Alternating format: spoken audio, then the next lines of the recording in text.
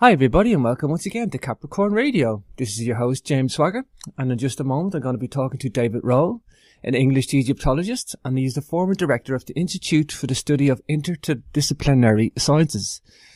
And he has from the 1980s onwards put forward several unconventional theories that are revising the chronology of ancient Egypt and Israel to form an alternative new chronology. I'm going to be reviewing his book, A Test of Time, the Bible from Myth to History.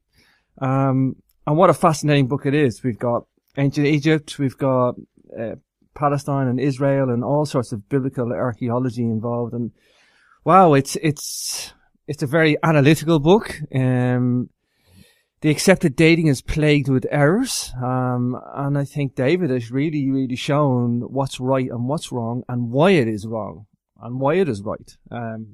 So without further ado, let's bring on our guest for today. Hi, David. Welcome to Capricorn Radio.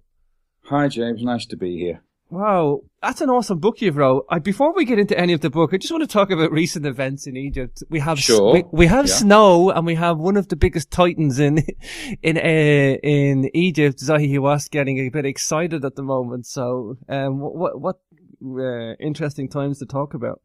It is indeed. Well, the strangest thing about Egypt at the moment is it's snowing in Cairo for the first time in 112 years, which is quite extraordinary. The whole world seems to have gone crazy with its weather at the moment. Yeah. So you've got 2 feet of snow in Jerusalem and snow in Cairo. Nobody's ever seen that, David, really. Nobody who's alive, that's for sure. Yeah, absolutely. Unless you've lived to 112 and you wouldn't remember. You need to be 120 to have any sort of memory of it.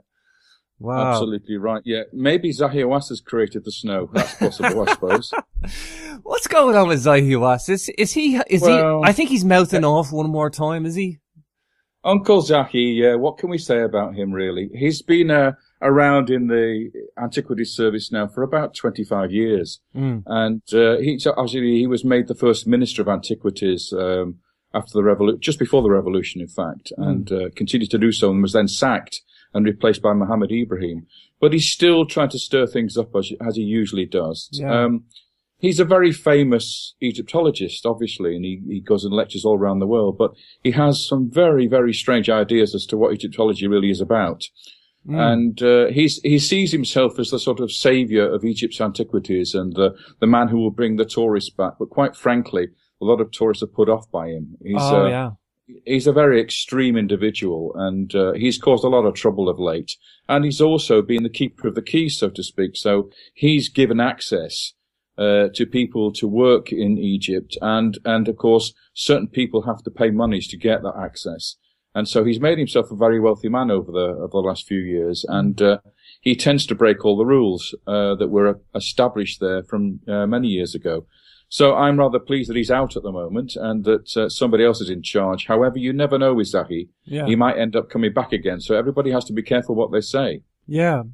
Yeah, exactly. I think, David, I'm guessing you would not be a buddy of Zahi with the book that you wrote, because I don't think you would have liked any of this. No, well, Zahi doesn't like any new ideas, to Anything be honest. Alternative. This is alternative. This is alternative. And I've come across problems with him. I've been surveying the eastern desert of Egypt looking for prehistoric rock art, and Zahi cancelled my permit. So he is a little bit difficult unless, as I say, unless you're his buddy, you tend not to do well in Egypt these days. Wow, that's just like a dictatorship, really, isn't it? Well, it is. As I said, if he's the man in charge of who gets the permits to do what, then all you get is people who have to suck up to him to get their permits to do their work. And that's not a healthy situation. It's not healthy, no. That's got to be incredibly frustrating. I know everybody that I talk to, they just find him infuriating. This is the non-Egyptologists, people that are into Egyptology and they're watching the Discovery channels and the National Geographic and all the programs. We just look at him and go, oh my God, this guy's just infuriating. You know what? That's really interesting, because there are people in Egyptology who keep absolutely quiet about him because they don't want to risk losing their excavation permits. And at the other side of the spectrum, you've got Americans who absolutely love him, and you will pay a lot of money to go and see him lecture. And he spouts all this nonsense in these huge halls of 2,000, 3,000 people. And so you've got opposite ends of the spectrum, and in the middle there, you've got all the people who think the guy's crazy. and, don't want anything to do with him. But, so you've got the extremes of the academics on one side keeping quiet about him, and at the far extreme, the people who know nothing about ancient Egypt, loving him and think he's a great hero. I never knew that. I didn't even know he had a following in America. Oh, a massive following. Yeah, absolutely. Wow. And you know that he receives $200,000 a year, or did do, from National Geographic for being their explorer in residence. I look into that. That's an extraordinary situation that National Geographic should be doing that. That's just open to scrutiny and open to abuse. That's what that is. But, well, exactly. And it's under investigation now by the US State Department. So we'll see what evolves out of that. But yes, I mean, the man has made a lot of money over the years, and there are a lot of people who have been damaged on the way to his fame and fortune. So we'll see how it develops in the coming years. He'll still be around, I'm sure, for a few years yet. Sure. David, when I watched the Arab Spring happening and it spilled to Egypt, I then watched Egypt fall, and then Mubarak, and then I was like, Zahi was ousted, and I was like, oh my God, Egypt has a chance now, for the first time in ages for the keys to be opened up, as you say. The keeper of the keys is no longer there. Maybe somebody might get in and do some proper research. Well, unfortunately, the problem that arises out of that is, out of the chaos that's been left behind, it's very difficult for an honest man to actually sort things out. Mohammed Ibrahim is the current Minister of Antiquities. I've known him since the 80s. I worked with him in the Serapeum in Saqqara in the Apis Bull Vaults. And he was director of Saqqara at the time. Then he actually left the Antiquities Service to go and teach as a professor at the university because he wanted to avoid the clashes with Zahi. He was just up the road in Giza. So he actually retired from the Antiquities Service early in order to avoid clashes with Zahi and his mob at Giza. And he's only just been invited back now after about 30 years to come and take charge of the Antiquities Service. And he's having a really difficult time because Zahi has got lots of allies that have been working with him over the years, and lots of people with difficulties in their cupboards, hiding in their cupboards that can be exposed if anything changes. So the current minister is really having a tough time of it, trying to get things in order. Wow. Well, I'm glad you mentioned the Apis Temple there and the Serapeum and that, because that's the start of your book, A Test of Time. Is it? I've forgotten. Yes, it has. Well, I can forgive you. Right. It's about 500 pages long. I can forgive you for forgetting any details, but no, I haven't really forgotten. Of course, I know you haven't, because it's a well-wrote book. It's I'm reading the book, David, right? And I'm looking at the chronology that you've gone at this, you've really gone at this, but you've gone at it in a very analytical manner, and you've gone, look, this is what we do know, this is what we don't know, this is speculation. We can work with this. We can. I mean, are you the only one to have seen this, David, or? Well, I'm not the only one, but there's been people who've been questioning the chronology of Egypt for donkey's years. Right. Even Isaac Newton tried to redate the kings of Egypt even before we could decipher the hieroglyphs. So there are people who've been doing this for donkey's years. However, they've not been very successful. And what I set out to do was to break the whole thing down, take the whole thing to pieces again and start from scratch. Now, it's very easy to criticize and knock something down. It's much more difficult to rebuild it correctly afterwards. And that's always been the challenge here. So it's finding a way to get the dates of Egypt right, to make them work with the rest of the ancient world. That's always been the critical thing. Because I don't know if you realize it, but the history of ancient Egypt dictates the chronology and the timeline of other civilizations. Yeah. Principally because you find that the pharaohs, their inscriptions are found all over the ancient world. So when you find an inscription of Rameses II, or a scarab, or a relief, or a statue, or a stela in Palestine, or in Israel, or anywhere else, that dates the layer in which the stela or the object was found to the time of Rameses. And so whatever dates you give for Rameses, you give to that biblical site or that ancient site from somewhere else. Mm-hmm. And so Egypt becomes the key to dating the rest of the ancient world. Wow, yeah. Okay, the good thing about the chronology is what I like, I'm an engineer, David, so you can appreciate, you can appreciate how I can follow the book, and you got these anchor points. You got, sometimes Egypt goes to war, you have archaeoastronomy, you've got solar eclipses, you got famines, you got events that you can tie in as anchor points to help the chronology. And that's the beautiful thing for me, because I can see the chronology working, the new chronology, I should say. Absolutely, yes. You've really got to have some firm hooks on which to date things. And in the past, what's happened is, unfortunately, that over the last 200 or 300 years, scholars have been going out to this part of the world with a trowel in one hand and the Bible in the other hand, and trying to sort of like combine the two, trying to find evidence for the Bible in the dirt of archaeology. Wow. And they've used the Bible to date Egyptian history. Wow. And that's been the big mistake. You can't use a text like that to try and date Egyptian history and then use Egyptian history to destroy the Bible and say the Bible wasn't true. So it's like a circular argument. And that's what I saw in this problem, that they had used a circular argument to date Egyptian history, and then Egyptian history is used to say that the Bible's a myth. You know, and I actually hadn't realised until I read a test of time how much biblical archaeology is wrapped up in ancient Egypt, and you know it's so interwoven on various scales, David. Well, you would if you think about it. They're neighbours, so why shouldn't it be? Why shouldn't they? I mean, Israel is, borders on Egypt, so of course there will be a relationship between the two. The amazing thing is why we've not found any connections between the two after 300 years of scholarship. That is what's astonishing. And so we have scholars now all over the world, very, very good scholars and respected scholars, saying, well, there is no connection between the Bible and Egypt. Therefore, the Bible, we know Egypt's real. The Bible, therefore, can't be real. That's what the conclusion they've come to. Wow. You know, and they give you this Zionist thing, all this Zionist race card all the time. And for me, look, if the evidence is there, the evidence is there, David. I don't care if it's a race, a religion, or a creed. You're quite right. Zionism is a funny thing, though, because Zionism really isn't historical, remember. I mean, the word Zion just is one term or name for the city of David. Yeah. It doesn't really exist as such. It's a modern phenomenon. It's an idea of an Israelite or an Israeli state or a Jewish state in Palestine. It's the convention, something that's been invented over the last 100 years. But it didn't exist before that. Yeah, but I mean, if you mention any sort of biblical link with Egypt, are you branded as Zionist? Like that's the. Well, you are in the Arab world, unfortunately. Yes, if you look at the history and you find evidence for the Israelites in Egypt, or you find evidence for the conquest of the Promised Land, or whatever the story is, the relationship between Solomon and Pharaoh, all those things. As soon as you bring the Bible into it, you're regarded as a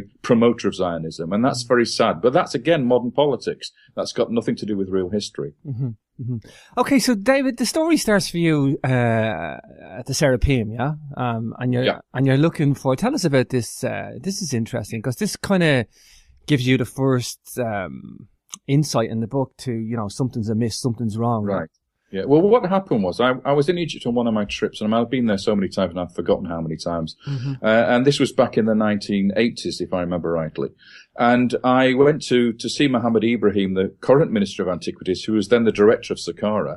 And I walked into his office and I said, look, I'm interested in the lesser vaults of the Serapeum, which I know you're currently excavating. Now, the Serapeum is divided into two sections. There's the greater vaults, which everybody goes into today, and you see those giant sarcophagi of the late period. That's from about the 26th dynasty through to the Ptolemaic period. But there's an earlier set of vaults adjacent to those, which go much earlier, that go to the 19th dynasty. So you've got the 19th dynasty and 20th dynasty. That's the time of Rameses II. Now, these vaults are supposed to continue right the way up until the point where the greater vaults are started. So you have a continuous sequence of burials from the time of Rameses II all the way through to the first king of the 26th dynasty, or you should have in those lesser vaults. And then the greater vaults start. But when we went to investigate this, and I went into the actual excavations, and this is a very dangerous vault. It's all crumbling, collapsing all about us. Wow. So it was a very tricky operation. There's actually a collapsed section in the middle of the vault, which is collapsed from above, and so you have to crawl over the top of it to get inside the continuing vault on the other side. But what the archaeologists found was that there's a complete dynasty missing. The 21st dynasty, it does not exist in there. Now, what I mean by that is, when an Apis bull is inaugurated, there's a date written on a stela, and then when the bull dies, it's buried in the vaults, and a stela is written to tell you what year the bull is buried, in what king's reign. So if you have a series of these stelae and these burials, you can work out a chronology based on the evidence you've got of the dating of the burials. So it's like a Dalai Lama. There's only ever one Dalai Lama alive at any one time. Sure. And so you can work out a chronology based on the bulls. And what we found was that there was about 9 or 10 bulls missing from the vaults, completely not there. And there are a continuous sequence of vaults here. Then it's not like they could have been buried somewhere else, because it continues afterwards with another series of burials. So you have a gap in the middle along this vault where there is no 21st dynasty and no early 22nd dynasty. So I looked at this and I scratched my head and I thought, well, this is a bit strange. What does this mean? Why is there no 21st dynasty there? What happened to that dynasty? Were they not in charge somehow in Memphis at Saqqara? Were they somewhere else? Why were there no burials in their time? And so that was the first clue, which led me to think that maybe there was something wrong with Egyptian chronology. Maybe this era between the end of the 20th dynasty and the beginning of the 26th dynasty, which we call the third intermediate period, maybe we'd worked that out all wrong. Maybe there was something about that chronology, that historical period, which we have to re-examine. Wow. Yeah, the thing is then, you've got these wonderful little insightful parts, and I think the thing to say is that's the key thing for you, the Apis Temple. King Asorkon II. Tell us about the. Yeah, sorry. There's a 140-year gap here. Another one, yes. Another one, and I see you stitching between the Apis Temple, and you're stitching all these things together. Tell us about King Asorkon, and then I want to kind of just say about all the patches and the gaps and stuff. Yeah, that's great. Well, stick with us, listeners, because this is quite complicated. It is a little bit. Once we get out the other end of it, I'm sure it'll be a lot clearer. Yeah. But yes, that same 140 or 134-year gap is exactly the same place where the missing Apis bulls are. It's not in a different era, it's in exactly the same era. And this was really the crunch to me, because I went to study the tombs that are in the city of Tarnis in the Eastern Delta. And there's a complex of royal tombs buried inside the temple compound. And what we find is two major complexes built right next to each other. One belongs to the 21st dynasty and one belongs to the 22nd dynasty. And the principal kings buried in the two tombs are Susenes I in the 21st dynasty vault, and in the 22nd dynasty vault we have King Asorkon II. Now they're normally about 134 years apart in historical terms between those two. And obviously the kings of the 22nd dynasty should come after the kings of the 21st dynasty.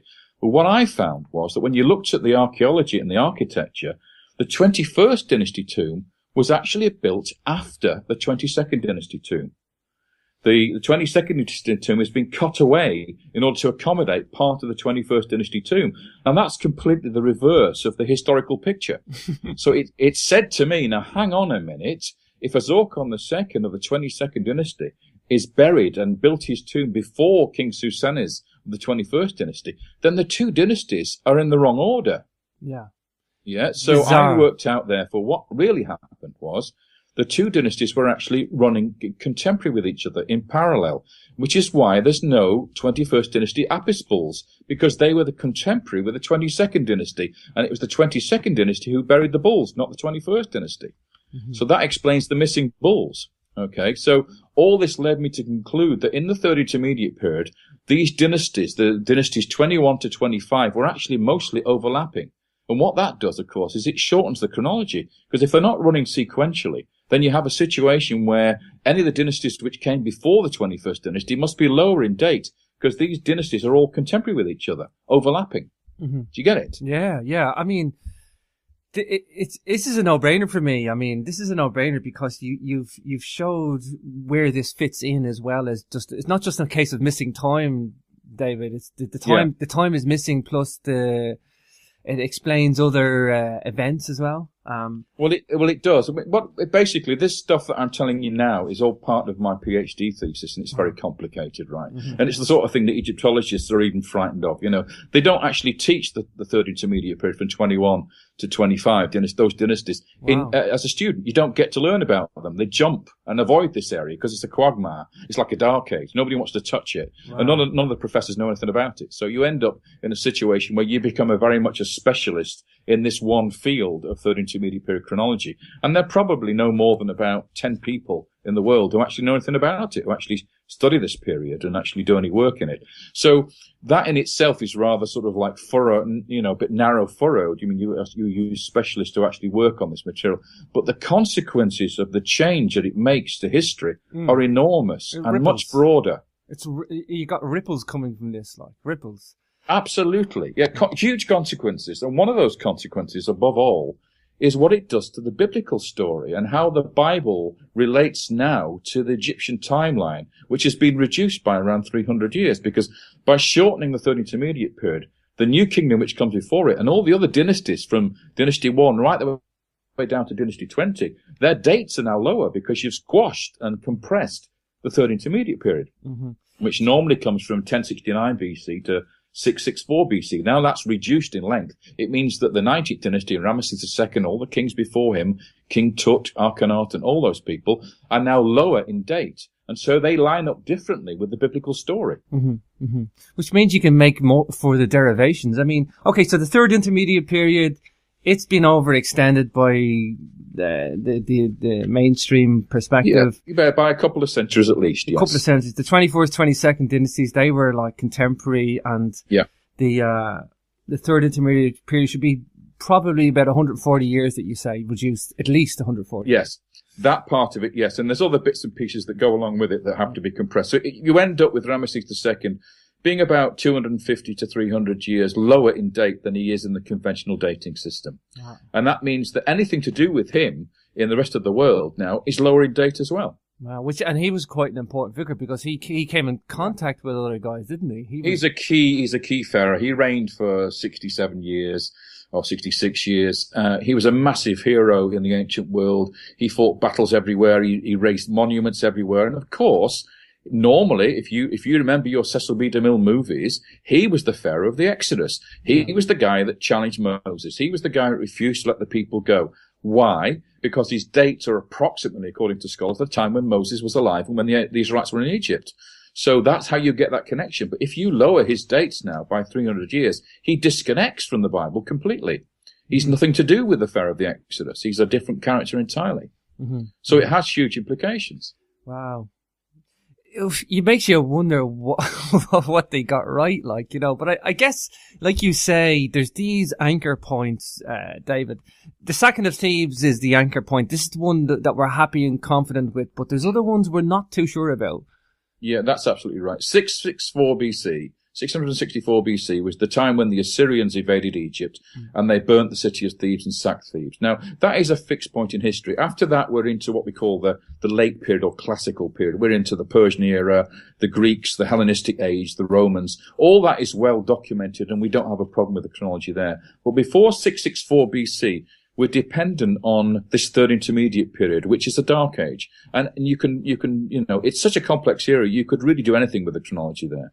And what scholars did was they used the Bible to date the beginning of that period. What they did was, and this is a strange thing, and it's understandable because these guys, who excavated or went to Egypt 200 years ago, they were biblical scholars. They knew their Bibles and they were looking for evidence for the Bible in Egypt. So it was natural for them to look in the inscriptions when they were deciphered first by Champollion to try to identify events in the Bible. And one of the key events in the Bible that your listeners won't necessarily know very much about is that the sacking of the Temple of Solomon took place in 925 BC in the 5th year of King Rehoboam.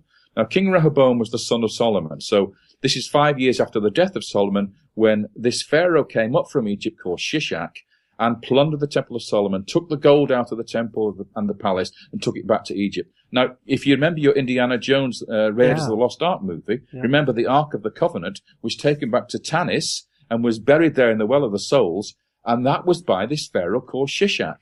Okay, so even in the movies, they use this synchronism between Egypt and the Bible. The Bible tells us the pharaoh was called Shishak, and he sacked the Temple of Solomon 5 years after the death of Solomon, and that date is 925 BC according to the biblical dating system. So what you have to do then is you say, okay, well, who is this Shishak in Egyptian history? And of course, what happened was Champollion, who deciphered the hieroglyphs, went to Egypt the only time he ever went to Egypt before he died. He went to an inscription on the walls of the temples of Karnak, and he read the name of a name ring of a conquered city, which was the Kingdom of Judah. And he immediately thought, well, this must be the sacking of the Temple of Solomon and Jerusalem by Shishak. And lo and behold, the name of the pharaoh on the wall was a pharaoh called Shoshenq. Which is misleading, isn't it? This is the misleading. Yeah, he was the first king of the 22nd dynasty, smack in the middle of this dark age that we were talking about earlier. So what happened was scholars dated the last year of King Shoshenq to 925 BC, using the biblical date, identifying him with Shishak. And that date has been fixed like a set in concrete ever since. So Shoshenq I, the founder of the 22nd dynasty, begins his reign in 945 BC. He sacks the Temple of Solomon in 925 BC, and everything else flows on from that. So if that synchronism, if that connection between Shishak and Shoshenq is wrong, the whole of the chronology of Egypt collapses. It all disintegrates because it's totally reliant on that biblical date. And any scholar will tell you that is a circular argument. You cannot use a biblical date to date Egyptian history and then use Egyptian history to date biblical history. That's like a circular argument. It's crazy, David, because this is something I never gave. I accepted this was all figured out, and this is all these kingdoms and third kingdom. Everybody thought it was figured out. Scholars have been teaching this for the last 200 years. And so, yes, I mean, to try and move an immovable object is very difficult. And so here we are with something that's been set in concrete, set in stone for donkey's years, and is taught. All the university students learn this. And yet they don't realize how unstable the whole thing is, that it all depends on this identification of Shoshenq with Shishak. And when you look at the inscription of Shoshenq on the walls of Karnak, it is nothing like the biblical story of Shishak. Shishak attacks the kingdom of Judah in the south and plunders the temple of Jerusalem, whereas Shoshenq attacks the northern kingdom of Israel in the north and doesn't go anywhere near Judah.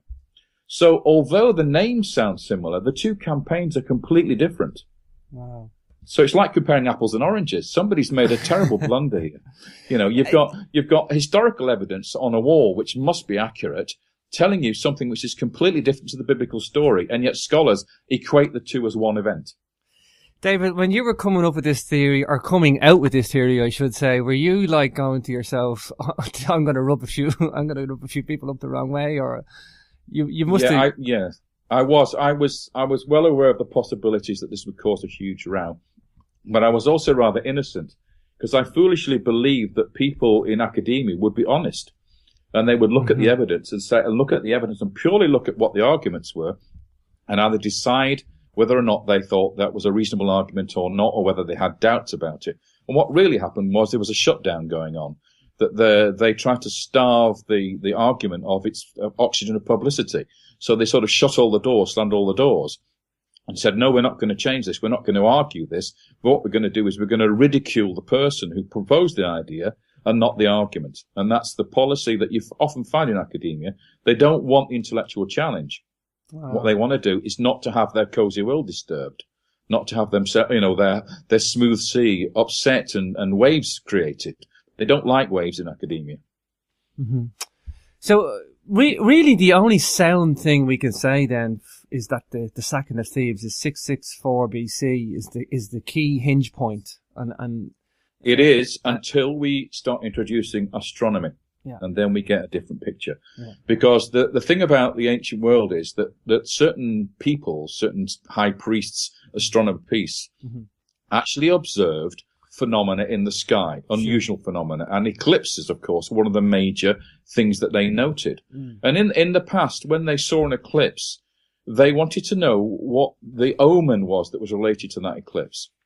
So if there was an unusual eclipse and something happened, let's say the king of Babylon died, or there was an invasion of Babylon by the Hittites or whatever it was, and it occurred just after an eclipse, then they wrote a tablet and said, next time this eclipse occurs on this day with these events, beware the king of Babylon, because he's going to get killed by the Hittites, or there's going to be an invasion. So they predicted that whenever this eclipse occurred on the same day, the same event would occur. So they call this omen. They call these omen texts. Yeah, the Assyrians, the Babylonians, the Akkadians. These guys loved astronomy, didn't they? And they did. And they have they believed in that these events marked omens, marked events in history. And so if they're predicting an event in the future, it's a repetition of an event which happened in the past. So if you know when the Hittites invaded and destroyed Babylon, and you can find an eclipse on that particular day by using computer programs, you can date the fall of Babylon exactly. And that's independent of the Egyptian dating. Yeah, and this is the thing. We know for a fact that these guys have it in their record. There's one thing, the Babylonians, the Akkadians, the Assyrians, they took a lot of records. We have a very rich wealth of these guys documenting everything from, I think they can even find some comments in the record as well. There's an awful lot, because they have this amazing script called cuneiform, which is where you impress upon damp clay tablets with a little reed, and they write with this. It's not like the hieroglyphs in Egypt. It's very much more Morse code-like. Iconographic. Yes, it's like a script. It's a proper script, and we have thousands of these tablets that have been found in Mesopotamia, in modern Iraq, which a lot of them are astronomy-based and omen texts, because what happened was the astronomer priests would see this event, and then the king would require a prediction to decipher it. And so they would kill a lamb and examine its liver and see how it was displayed, and that's called extispacey. And from that, they would interpret the event. So they're using the event in the sky, they're using the liver extispacey to actually work out what the event means, and then they would tell the king and inform the king what to expect. Wow, how bizarre. These then are archived. These documents are archived, and we can use them. So if it says a particular eclipse occurred in March or on a particular day or whatever, at sunset or at sunrise or whatever, that's a very specific event, and you can go and find it using astronomy programs. Wow. Okay, so let's talk some of these astronomy calculations, because this affects the Amarna period, the Amarna letters. Yeah, that's true. That's one of the things we can use, although that one has an issue with it. I mean, it's not as firm as some of the earlier ones, which we can deal with later. But what happened there was, there's a city called Ugarit, which is on the coast of modern Syria, just north of Lebanon. And there was a very wealthy city there, and they had tablets, and the whole place was destroyed by fire. And when the archaeologists excavated, they found a small tablet which recorded an eclipse at sunset on a particular day. And the eclipse was still eclipsed when the sun sank.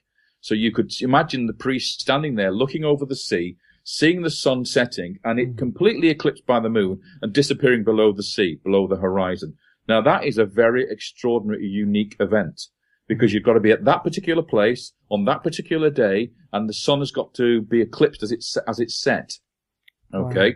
Wow. And what happens was, on the back of the tablet, they examined a liver of a lamb, and they warned that it was going to be a real danger for the city. And lo and behold, in the Amarna letters, there's a correspondence written to Pharaoh Akhenaten, which mentions the burning down of the palace and the city at this very time. Wow. So there you go. You've got an astronomy event, and you've got something that can date a particular year in the reign of Akhenaten in Egypt, and that date is 1012 BC. And now 1012 BC is several centuries later than the normal date for Akhenaten, who's normally 1350 BC. Yeah. So you can see how it works. You can use astronomy to re-examine the dating of Egyptian events and redate the Egyptian pharaohs, ignoring the biblical synchronism of Shishak. The beauty of I use archaeoastronomy too, David, but I mean, the beauty of archaeoastronomy is it's pretty rock solid. Like, you can just wind back the stars, you can wind back precession, and do these retro calculations and tie these in. Tell us about Akhenaten. This guy, I find this guy fascinating. I mean, he gets a lot of bad press in ancient times as well. I mean, these guys, they tried to screw up him out of the record. You're right. Well, I'm not a big fan, so beware. Okay. Akhenaten was a dreamer. Okay. He was the son of Amenhotep III. He wasn't in line to succeed the king. The king's elder son, Thutmose, died prematurely. We don't know why. And then Akhenaten found himself as king of Egypt.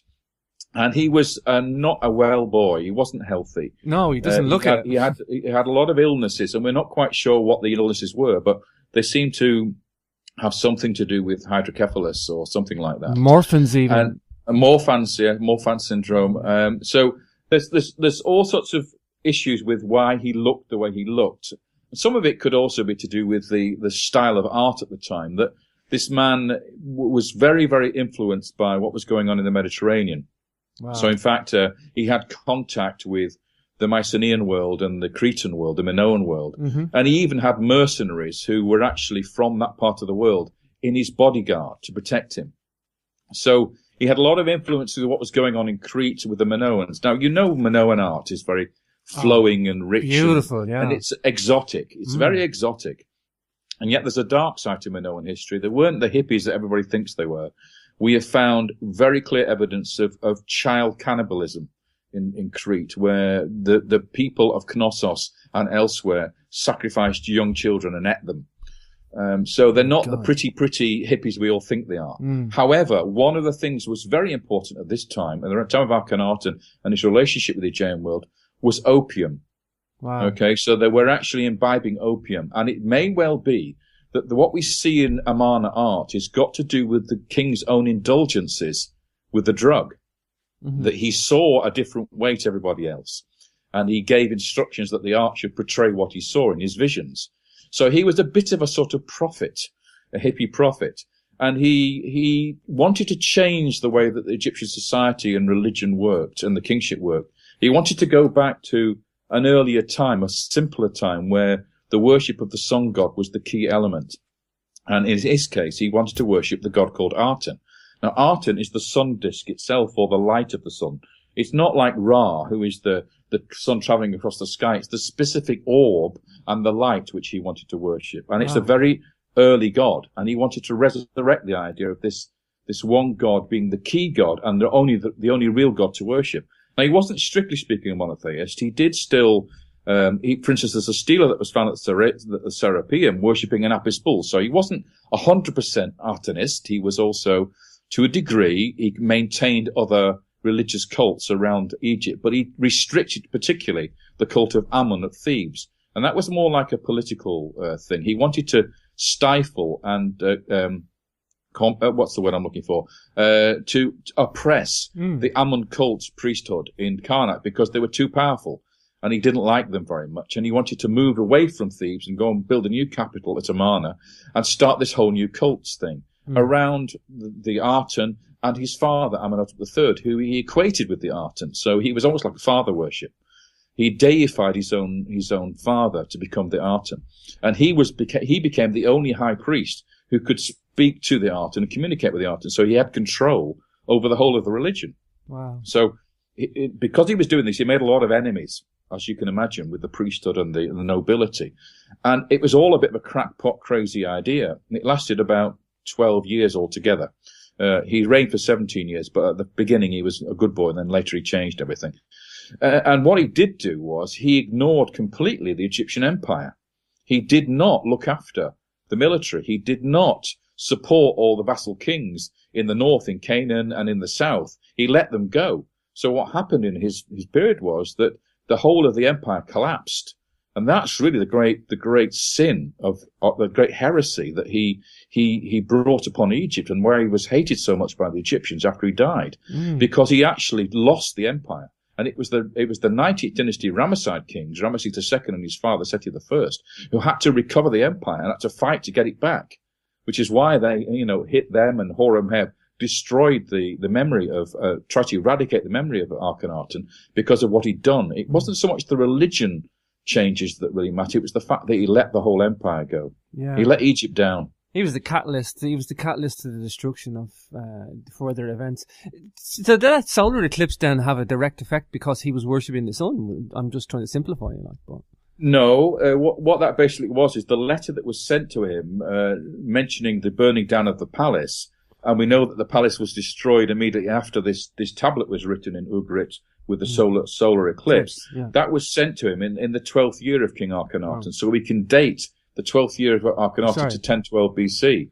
Wow. Get the idea? So it's like a specific link. And then instead of him being in 1315 BC, he's now in 1012 BC. Now you ask yourself this question. If he was reigning in 1012 BC, what's happening biblically at this time? Who in the Bible is around in 1012 BC? Who's he in touch with? Who is he talking to? Who's he communicating with? And the answer to that is King Saul and King David. Wow. Right now we've got something really interesting going, because in King David's time, if you read the Psalms, we have a uncanny, amazing thing that Akhenaten's hymn to the sun, his great famous prayer, where he eulogizes the solar disk, the sun and the light, is identical to Psalm 104 that was written by David. Wow. So now you get something really weird happening. The connections start to happen here. You find that the empire of Egypt collapses exactly when the United Monarchy period in Israel comes alive. you get the Israelites overthrowing the Philistines, who are the vassals of the Egyptians, and taking over the country. And exactly this time, we have letters in the Amarna collection coming to Egypt saying, for God's sakes, come and help us, send some Egyptian troops because the Habiru, the Hebrews, are taking over the cities. Wow. And then Akhenaten ignores these letters. And it's this failure on the part of Akhenaten which allows the Israelite tribes to become a kingdom, to have kings and start to rule, and to get an empire of their own through King David. It's all because of the weakness of Akhenaten, who lets the empire go. Wow. I often hear Akhenaten is linked with Tutankhamun, which is speculation, I think, and also that he was possibly the Moses in the Bible. What do you think of that, David? Well, the Moses in the Bible doesn't work for me at all, on so many different levels. First of all, chronology doesn't fit. Let's put that one in. Yeah. 1012 BC is not the time of the Exodus. 1447 BC is the time of the Exodus, so it doesn't work. Okay, that's the first thing. The second thing is when you compare the lives of Moses to Akhenaten, they're totally different.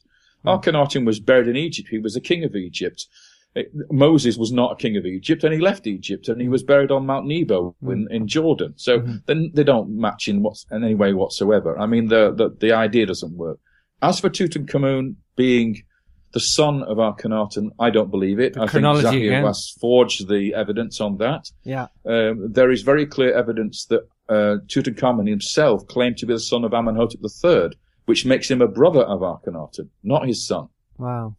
So, there are inscriptions, and Tutankhamun never mentions Akhenaten. He only mentions Amenhotep III as his father. And it's possible that one of Amenhotep III's daughters was his mother. So we don't know whether this DNA evidence is right or wrong. Because it was done by Zahi, we really can't tell whether it's real or not. Yeah. Because he was tempted to always have an agenda, and the evidence usually was brought to match his agenda. I think he always liked to link up famous names with famous names in ancient Egypt. He always wanted... True, but Tutankhamun was the successor of Akhenaten. There's no doubt about that. But the question is, who was his father? And why did he receive such a fantastic burial? Although it was a rushed burial, we know that, and in a tiny tomb. If you look at the wealth inside the tomb that was piled inside that tomb, there's got to be a good reason why the Egyptians gave so much to him in his burial compared to other pharaohs. Now, I know we haven't got many pharaohs' intact tombs to compare it to, but what we do have, and what we have found, does not seem to be of the quality of Tutankhamun's burial goods. And there was no doubt at all that as far as the population were concerned and the priesthood were concerned, that Tutankhamun was the savior of Egypt. They regarded him as such, probably because he restored the cult of Amun and got rid of the Artemis heresy of Akhenaten. So, there's a good reason why he may not wish to be claimed to be the son of Akhenaten. But every single inscription we do find, he calls himself the son of Amenhotep III, who was Akhenaten's father, and therefore that makes Tutankhamun a brother of Akhenaten, a younger brother of Akhenaten. Wow.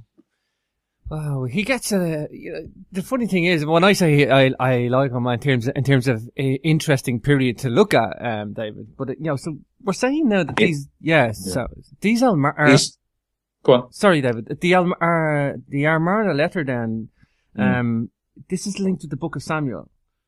I think it is, and that's exactly when I think this whole series of events of the Amarna period took place. The time of King Saul's rise, when he was chosen by the people. The name Shaul or Saul means asked for in Hebrew. Wow. So the people asked for a king. They asked Samuel for a king like every other nation. So he's asked for. So that's not his real name that he carried in life. It's a sort of traditional name or a legendary name for him. Just like Solomon, the name Solomon means peace. It's from Shalom. Okay, so that name probably wasn't the name he carried in life. It's just the name that's given to him by tradition. So these early Hebrew kings probably had different names when they were alive.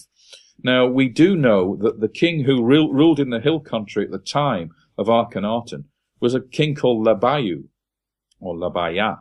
And Labaya means the lion of, and then a deity. We could actually say that Labaya, the Yah at the end, is actually the short form of the name Yahweh, or the God Jehovah. So it would mean the Lion of Yahweh. Now, that would be a very suitable name for the first king of Israel.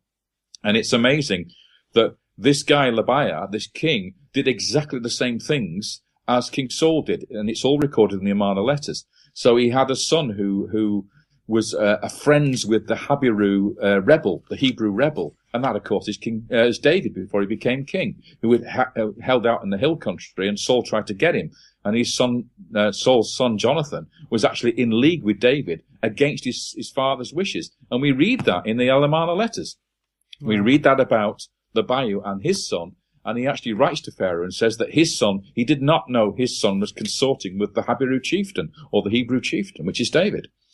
And then we find later on that Liba야 and Saul both died on the same mountain in the same place in a battle against the kings of the lowland regions. So the two of them are historically amazingly similar. And we find lots of scholars now saying that Saul, they keep the two individuals, Saul and Liba야, separately by several hundred years, but they refer to Saul as being the last Liba야, and that the two kings are almost identical, but they're separated by 300 years, so they can't be the same person.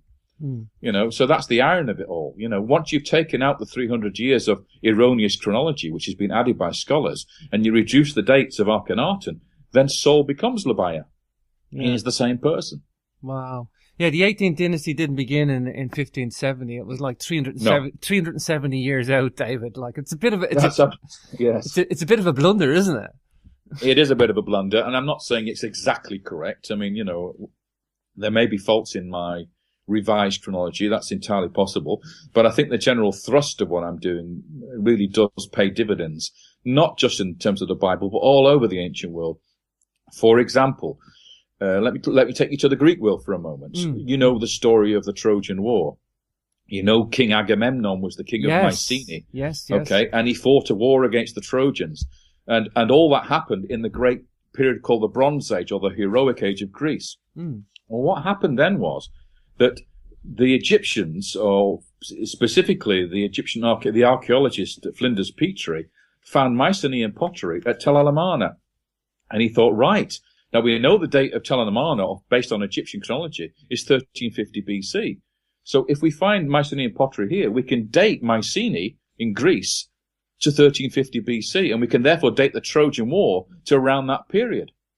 Okay, now by doing that, he then created in Greek history a 350-year dark age, because it suddenly separated the Trojan War from the time of Homer by 350 years. Wow. And that was directly a result of Egyptian dating, imposing the dates for Agamemnon and Mycenae on Greek history from the Egyptian dating system. So we then end up with a 350-year dark age in Greece, which we can't explain, where there's no pottery, there's nothing going on, none of the cities are populated, and you find that the Trojan, the city of Troy is destroyed and then abandoned for 350 years, and suddenly it's rebuilt again with exactly the same pottery that was found 350 years earlier. No change whatsoever. Like nobody, the people had gone away and continued to make the same pottery for 350 years. They came back again and rebuilt the city with exactly the same pottery they used earlier, 350 years earlier. Wow. It's crazy. It's a nonsense. Yeah, I'm just thinking of the ripples again here. It's like, it's when you start, making insights into the Greeks or the Hittites or Israel, it's like, people just think, okay, big deal. The chronology changes in Egypt. They got a couple of kings wrong. It's not as simple as that. It's everything's wrong. It's not. It even goes over to Rome as well. I know you know that. The great hero who survived the Trojan War was called Aeneas. Yes. He was the last surviving Trojan warrior after the sack of Troy. And he was the one who went to Rome and founded the Roman kingdom. Wow. That according to traditions. And yet you have him arriving in the conventional dating scheme. You have him arriving in the Bronze Age in around 1300 or 1200 BC. And yet Rome is not founded as a kingdom until 700 BC or 800 BC. So there's another gap of 400 years. So, so again, it's all caused. Roman history is disrupted. Greek history is disrupted. Biblical history is disrupted. All these civilizations, their chronologies are wrecked by a false Egyptian chronology. Sure. Okay, the big question, David, talk to me about the Exodus and how this fits in with the new chronology. Okay. Well, this is where it really gets exciting. Yeah. Now, the Bible, according to biblical dating, dates the Exodus around, let's say for argument's sake, 1447, 1446, whatever, around that date. Now, these dates are worked out by scholars, and They are what we find in the biblical text. We actually have dates for all the kings and stuff, and we can work it out pretty much based on the biblical evidence. Now, we can't necessarily trust the biblical evidence, so we have to put a question mark on it. But at least we've got a ballpark figure. Well, let's say that the Exodus took place in 1450 BC, for argument's sake. Now, with this revised chronology of Egypt, okay, we're no longer looking at Rameses II as the pharaoh of the Exodus. We're looking to an earlier period when what dynasty is in charge in 1450 BC, according to this new dating scheme, using astronomy and all these other things to date it. The answer to that is it's the 13th dynasty. And people will be saying, well, what the heck's the 13th dynasty? I've never heard of the 13th dynasty. Probably people can't even name a single king of the 13th dynasty. But if you then look at what happens in that period of the late 12th dynasty, 13th dynasty, through to the beginning of the New Kingdom, the 18th dynasty, what we find in Egypt is the place is full, absolutely overloaded with Semitic peoples, speaking Semitic languages. We find cities full of Habiru or Hebrew peoples from Canaan. We find graves of Semitic peoples, non-Egyptians, living in the eastern delta, in the area the Bible calls Goshen, the land that the Bible says Joseph and Jacob settled the people of Israel, and they lived there for several hundred years before they left under Moses and the Exodus. So instead of looking in the 19th dynasty, where we find no evidence for any Semitic peoples living in Egypt in large quantities in big cities, when we look back to the 13th dynasty, we find that the cities are full of these people. One particular city called Avaris, which is in the land of Goshen, it's been excavated by the Austrians now for the last 30, 40 years, and they have found amazing things there. I mean, let me tell you a few of them. The first thing is they found, as I say, lots and lots of graves with Semitic peoples buried in them, lying on their sides with their knees up towards their chest, which is a way that Semitic people are buried, not Egyptians. As you know, Egyptians lie on their backs with their hands down their sides. So these graves are clearly of foreigners from the north. Wow. They have Canaanite pottery. They have bronze daggers and axes, which are typical of what we call Middle Bronze 2A, which is the sort of like Canaanite style of pottery and weaponry. So they're typically Canaanite Semitic peoples. They're shepherds. They sacrifice sheep in front of their graves, and this is the first time sheep are introduced into Egypt. So, and when did sheep arrive in Egypt in the Bible? They arrive with Jacob when he brings his tribe down into Egypt, and they settle there in the land of Goshen. So that again matches the whole story. And then we find at the end of the 13th dynasty, in the reign of a king called Dudimose, a very insignificant individual, but notice that the second half of his name is Mose, which is the same as Moses. Okay, in his time, Egypt collapsed. And what happened was there was a mass plague all over the city of Avaris. We find pits with people or bodies just thrown into them on top of each other. Wow. No grave goods, nothing. They're just thrown in, emergency burials. Get these guys buried because they're going to contaminate the rest of the population. We have to hurry up and bury them. And then immediately afterwards, the entire Semitic population who live in that city disappear. They just pick up their belongings and they go. And the city's abandoned. Now that's exactly the same as the biblical story of the Exodus, where the Egyptian firstborns die of the 10th plague, and they have to be buried rapidly. And then immediately afterwards, the Israelites leave and walk off into Sinai. That's exactly what we see in the archaeology of Avaris at the end of the 13th dynasty. Wow. So it matches the story really well. And then if you go 40 years or so later in history, and we come to Palestine, we come to Canaan, and we find that is exactly when the city of Jericho was destroyed. Just like in the story of Joshua, where the city walls collapsed, and they burned the city to the ground, and it's abandoned for several hundred years, cursed. That's exactly what we find in the Middle Bronze Age. The great big city of Jericho, the walls collapse outwards. Yes, the whole place is burnt to the ground, and it's not reoccupied again for several hundred years, exactly like the biblical story. And you can do that with all the cities in Canaan that the Israelites destroyed. They're all destroyed at this time from the evidence of archaeology. So it matches perfectly. You have the Jericho as Tel El Sultan. Sultan, yeah. Yes, that's right. And you go up to Hatzor, which is one of the major cities in the north of Israel. It's called the greatest city in the kingdom in the Bible at that time. That city is also burnt to the ground at that time. And when the archaeologists there excavated the Middle Bronze Age palace, they found a tablet in cuneiform, in this writing we talked about earlier, naming the king who was in the palace when it was destroyed. And the name on the tablet is Yabin. And the name of the king who was killed by Joshua when the city of Hatzor was destroyed is Jabin. Wow. So again, you actually have the name of the king that Joshua shoved his sword into is found on a tablet in the burnt, destroyed palace of Hatzor at the end of the Middle Bronze Age. Powerful stuff, this, David, because the insight just keeps going and going. I mean, it is astonishing, and that's why I've got to believe. Although I have to say now, I'm not a religious fanatic. I'm not actually a believer. I have to say that. I'm sort of agnostic. I view the whole Bible thing as a very interesting historical document, and I'm interested to find out what parts of it are real and what parts of it are not. But I don't have faith in that sense.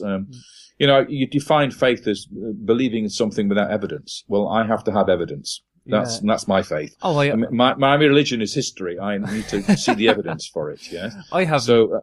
Yes. I'm not doing it from a religious point of view. Yeah. Oh, I know, David. I mean, this is, I can tell from reading your book, this is it's a fanaticism of history of anything. Yeah. Yeah, exactly. So, but what I see, the evidence I see for the biblical stories in the archaeology, once the timeline has been revised, convinces me that the basis of the of the Bible lies in history. That the events certainly happened. They're not fictional. They're not mythological. They're not a Harry Potter novel.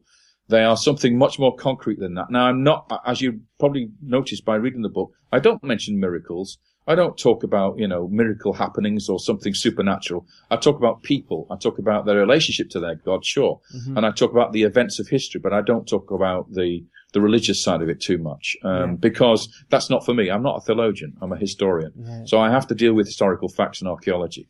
So that's where I'm coming from. That's not to say, of course, that this does not help people with faith to confirm their faith, and also to allow them to challenge those minimalists who turn around and say, well, the whole biblical story is a Harry Potter novel. It's all fiction. It's all fairy tale because we find no evidence for it in the archaeology. But the reason they don't find any evidence for it is because they're looking in the wrong time for it. Yeah. They're looking in the time of Rameses II, and it's not going to be found there because it got to be found much earlier in the 13th dynasty. Yeah. They're looking in the right place with the wrong time, David. Exactly correct. Wow. So it's a very interesting situation, and it's an interesting debating issue as well as to whether or not the Egyptian timeline is correct, in which case the Bible is wrong, or whether the Egyptian timeline is wrong and the Bible is correct.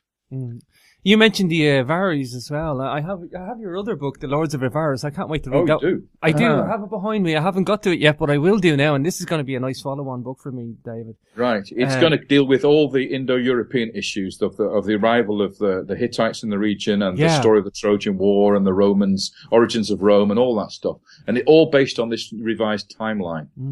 Yeah, and this is where you follow the ripple of the timeline. You know the way I look at it, David? It's like the existing picture that we have been given by the Egyptologists, mainstream academia, I should say, has been fuzzy, and we thought it was clear. And now that we see it with a clearer eyes, we see it with like this clearer picture. It's like it's not fuzzy. Like we have this beautiful. Well, I wish that was true. I mean, that's the way I see it, and that's the way that so many of the people who've read my book see it. And it's a growing body of people who are converting to this new idea. But in academia, they don't see it at all. They just close the door on it. I mean, they're not prepared to accept it. There's nobody embrace it at all, David. Younger academics are opening their minds to it because they're not. They're not sort of like ingrained with the old ideas and traditions. Yeah. But when it comes to the older generation that were in universities and are still teaching today, they will not change their minds. But that's always the way.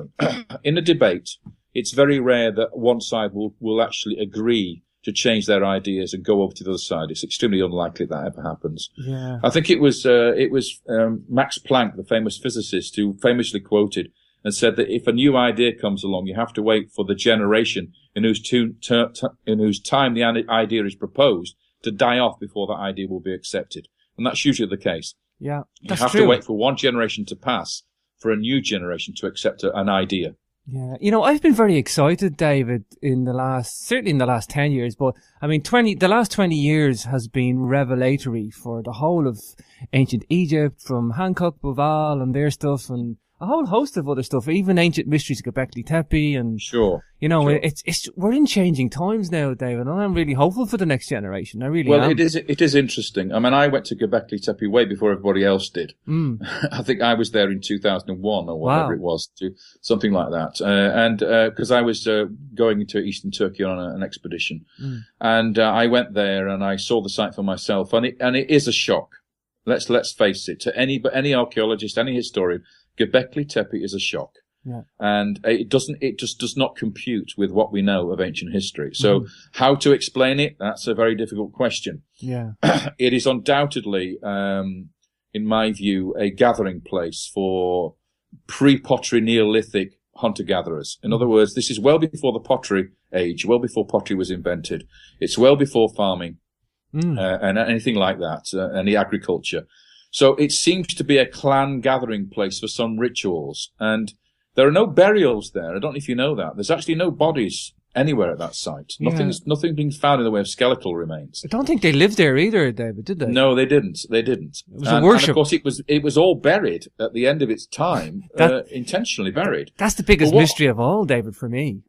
Yeah, well, the thing for me that I'm sad about is that when people look at Göbekli Tepe, they try to find astronomical links to the so-called temples, the round buildings with the pillars.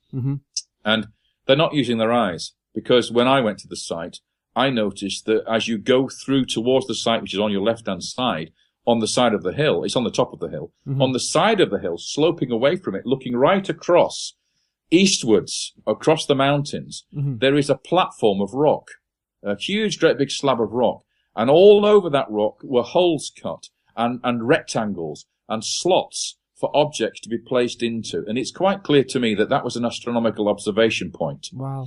For rituals. Something like Stonehenge, where the crowd would stand there and align these objects that were placed in these holes and these slots to the sunrise, to whether it was the equinoxes or the solstices.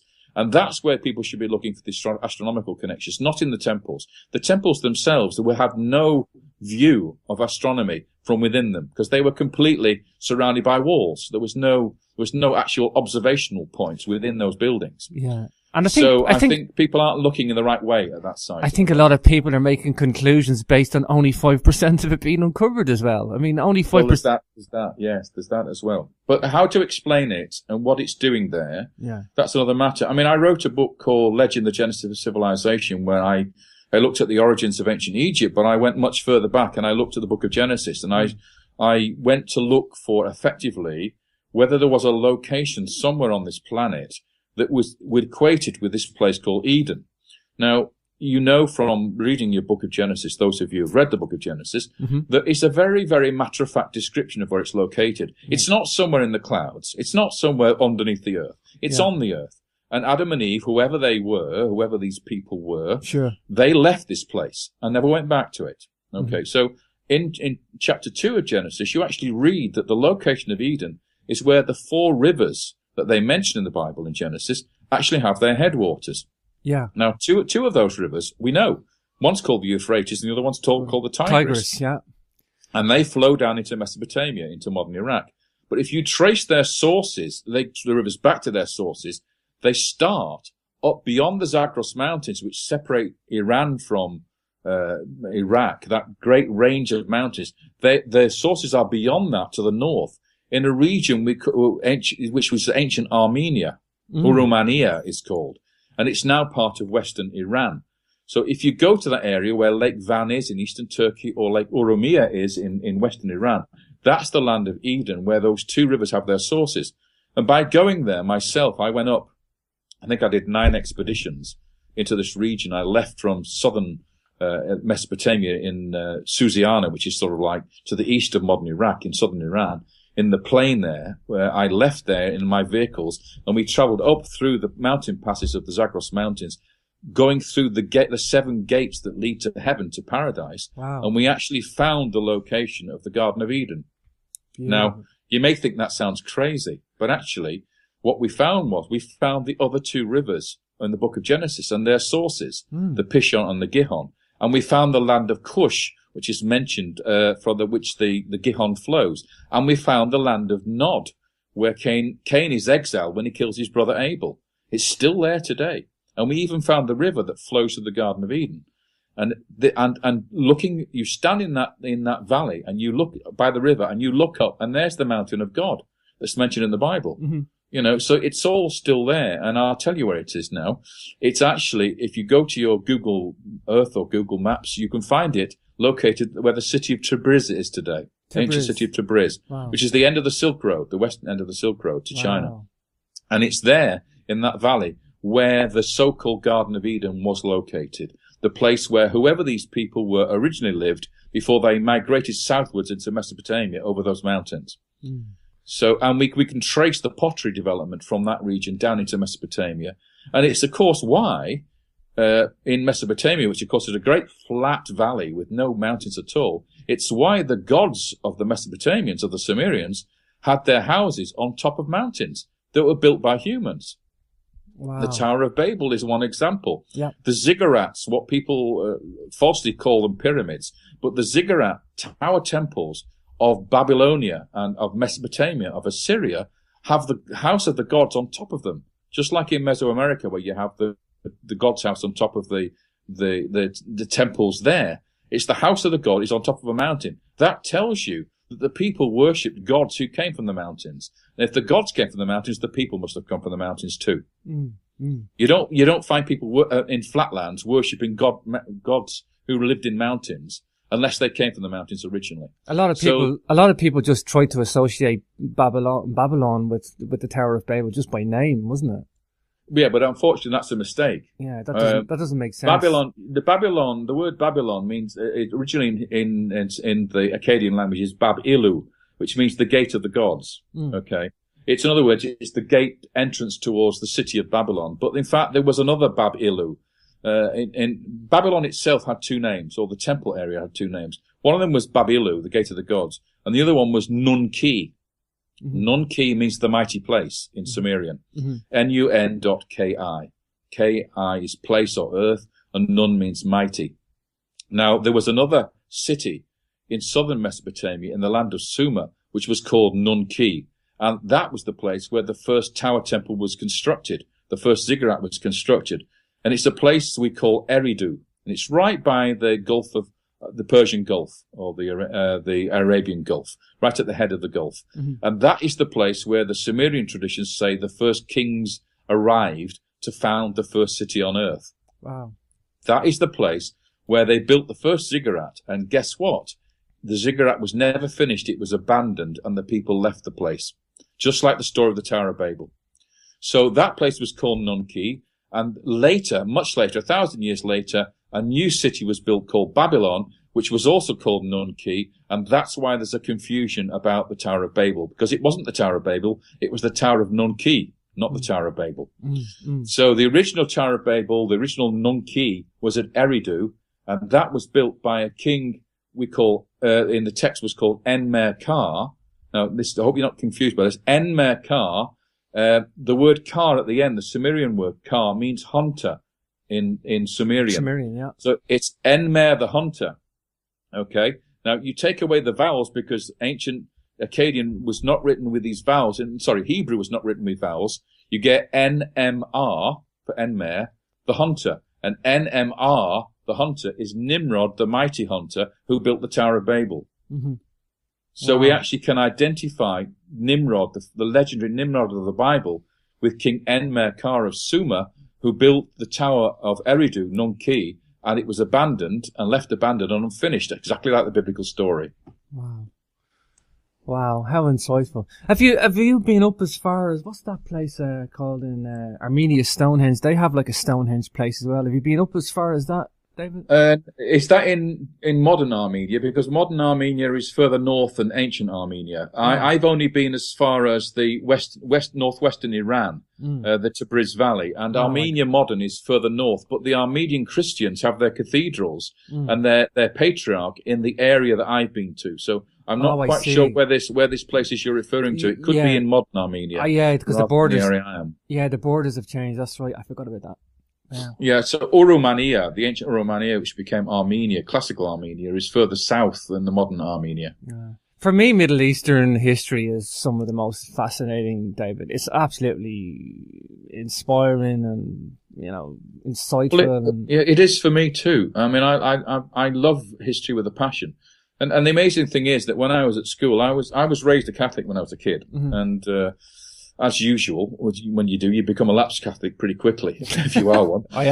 Me too. But anyway, when I was at school in my day, I went to a public grammar school, and in those days, of course, any Jews or Catholic boys were not permitted to attend assembly because of the hymns and stuff and the Protestant teaching, and we were not allowed to attend the religious instruction classes or RE classes. So we used to, the Jewish boys and me used to sit out in the corridor in the cloakroom, passing an hour reading books and stuff while everybody else was taught the Bible stories, and we never actually learnt the Bible stories at all. Wow. We were never taught them. So that's ironic that I would then end up in my later life getting drawn into it through Egyptology. That's because bizarre, I didn't start off trying to prove the Bible. I actually started off investigating the history of ancient Egypt, the chronology of ancient Egypt, and it led me towards uncovering the true history of the Bible. I think I first came across your work. It was on the documentary. I think you were at Wadi Hamat, the quarry. Was it the quarry? Oh, yes, that's right. That was called Pharaohs and Kings back in 1995. That was broadcast. That was sort of at the beginning of it all for the public. That's the first they heard about it. But I'd been working on it for 20 years before that. Wow. So you've been at this for a while. A fair while. Yeah, absolutely. The funny thing is that when I was a kid, I can't explain this, but when I was a kid, I think I was about 6 years old at the time. Apparently, I wrote every single Egyptian pharaoh's names from the first dynasty to the 30th dynasty, not only in hieroglyphs, but also in Greek and English. So even before I could really write properly, I was writing down the names of the Egyptian pharaohs in hieroglyphs. And I went to Egypt for the first time at the age of 9, just after the Suez crisis this was. So when nobody was going to Egypt at the time, there was no tourist industry, there was no Nile boats sailing up and down, but we managed to get on board King Farouk's royal paddle steamer. He had been kicked out of the country. He'd been exiled to Italy. Wow. And so there's this ship, beautiful ship made of mahogany and brass with, great round paddles going either side. And the crew were all in beautiful gala bays with gold bandanas and golden turbans. It was just an incredible thing. Wow. And there was me, 9 years old, and my mum who took me. And apparently I insisted on going. And I ended up sleeping in King Farouk's bed in the royal apartments. And sailing from Cairo all the way down to Abu Simbel, because in those days, of course, there was no high dam. So we could go up through the locks of the British dam and sail all the way to Abu Simbel. There was no Lake Nasser. And I was given as a young boy of 9, the boat arrived in the middle of the night, and the next morning before dawn, I was given the great big brass key, shaped in the form of an ankh, that opens the doors of the Temple of Abu Simbel, and I was sent down the gangplank onto the beach, because this was before the temple was moved up above. And I was then sent off to open the great door of the temple and to let the sun shine in as it was rising across the other side of the river, directly down into the Holy of Holies. And there was this little boy walking towards the Holy of Holies, holding this massive key and approaching the statues of Rameses II and the gods as the sun lit my way, and this little shadow pointed all the way to the Holy of Holies. That was my introduction to Egypt. Wow, how beautiful is that? Wow. Yeah, it was amazing, I have to say. It was amazing. Wow. Man, you've seen a lot of change then through Egypt, David. I have, yes. Unfortunately, I have. And it's rather sad because I get quite depressed going there these days. I bet you do. Not only because of the crowds, but the way that Egypt has changed. I was able to go and ride a donkey up to the Temple of Kamombo, up the beach, through the palm trees and the banana plantations to the temple. Now it's a huge, great big concrete quay with about 30 boats and about 10,000 people pushing and shoving their way through the vendors to try and get to the temple. And it's just a completely different experience. And I would, as a kid, I would go into the tomb of King Seti in the Valley of the Kings with an oil lamp because there's no electricity, and actually go down into that tomb on my own without anybody there with a single lamp to guide my way. And that is the atmosphere of ancient Egypt, not what you see today. That's old school there, isn't it? Yeah, it was just fabulous. It really was. I would be nostalgic about that too, I would. What's new for you? It was a while ago. Well, you've seen pre-touristic Egypt, and then you've seen touristic Egypt. Now you've seen the turmoil, troublesome Egypt today. So you've seen 3 eras in a way, David. It's true.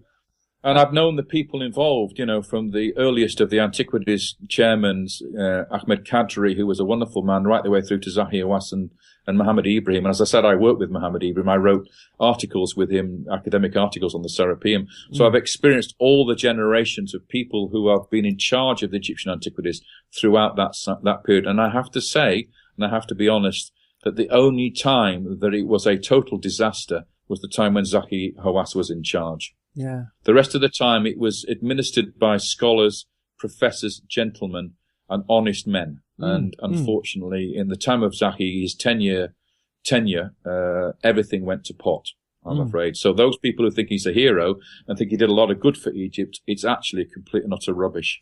Yeah, I had some vicious comments on my YouTube channel the other day, David, from a follower of Zahi, and I'm like, what planet is he on, this guy? Anyway. Well, they don't know and understand. That's the problem. They don't understand the inner workings of how it all works, and I've seen it from the inside. I know what happened. Yeah. I know how things worked. I know how the position of chairman of the Antiquities Service changed with Zahi, and what happened with his relationship with the former President Mubarak and his wife and the Minister of Culture and all those things that were going on there. He did a lot for himself, and you could argue that he did a lot for ancient Egypt because modern Egypt, because he brought a lot of tourists to Egypt, but it wasn't so much about him. The reason why tourists came to Egypt is because they love Egypt and because it's a fantastic place to visit and because flights were available, cruise boats were being built. It wasn't so much Zahi's noise that was creating that impulse. It was actually much more. For instance, when Pharaohs and Kings came out in the UK in 95, the statistics were that the number of tourists, British tourists, increased in Egypt by 25% following that TV series. Wow. So it's not just about Zahi and what he's done. It's about lots of things. It's about the availability of programs on ancient Egypt, on television. It's about, multi-channel viewing now that you can do so much there.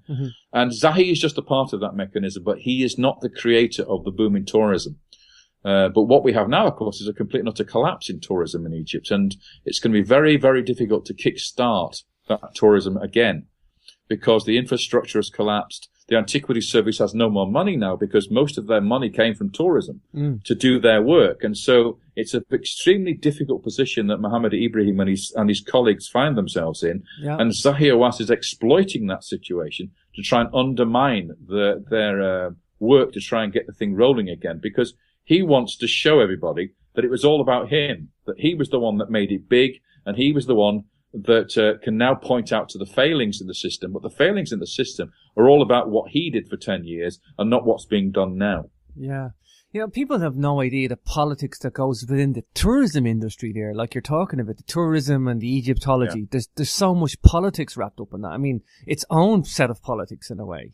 There is, because there are so many different types of tourists in Egypt. Yeah. You have the people who love Egypt and I've studied and read books about it who go back time and time again and they want to go and see more and more sites that are closed or not available or they're not on the normal tourist route.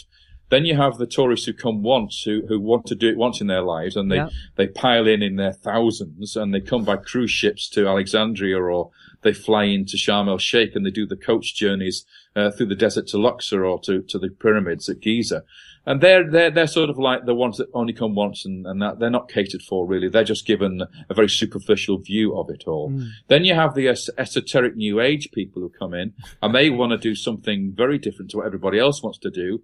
And they're prepared to pay lots of money in bribes to get a pyramid access that nobody else can have or to have, meditations in the Great Pyramid, King's Chamber when the whole place is shut down and nobody else can go in there at night or whatever. So they have a different agenda and they tend to create a sort of corruption network because they're paying for things that are not normally accessible, and they pay at a low level. So they're paying the local inspectors and guards, etc., to do stuff, which creates difficulties, I have to say. So, and then of course you've got tour operators and people who want to make money out of the whole business. So there are so many different levels of this, and again, TV crews have to pay an enormous amount of money to the Antiquities Service to get permission to film. So, and that was all controlled by Zahi for the last decade. So there was abnormal fees, wasn't there? Abnormal fees involved. Abnormal, yes. And where the money went, we don't know. And the other thing, of course, was you had to have Zahi in your film. If you didn't have Zahi in your documentary, you didn't get permission to make your documentary. Wow. So he controlled everything, literally. You know, I've been three times to Egypt, David, and every time I go, I'm due to come back again in March, and it has been a couple of years since I was there, but every time I go, David, I'm mesmerized by the place. It has that effect on people. Well, for me anyway. It does. And it did that for me in the early years, definitely, especially when I was a kid. But again, even I would say 15 years ago, I was still mesmerized by the place, but now I've sort of become disenchanted a little bit with it. Yeah. Because I've seen how it's deteriorated. Well, I haven't, David, so I'm going to go back at a time when it's a little awkward and I'm a little dubious of what I'm going to see. And so what I want to say to you then, and to your audience, is if you are thinking about going back to Egypt, and I do encourage you to do that so that the Egyptian economy and the people can begin to pick themselves up off their feet, and get themselves back on the road, so to speak, then I would say to you, don't necessarily just go on the bog standard trip. Try to find a way to go with somebody who knows what they're talking about, so that you actually learn something much deeper and much richer than you would get from the usual stuff that you see on the regular tours.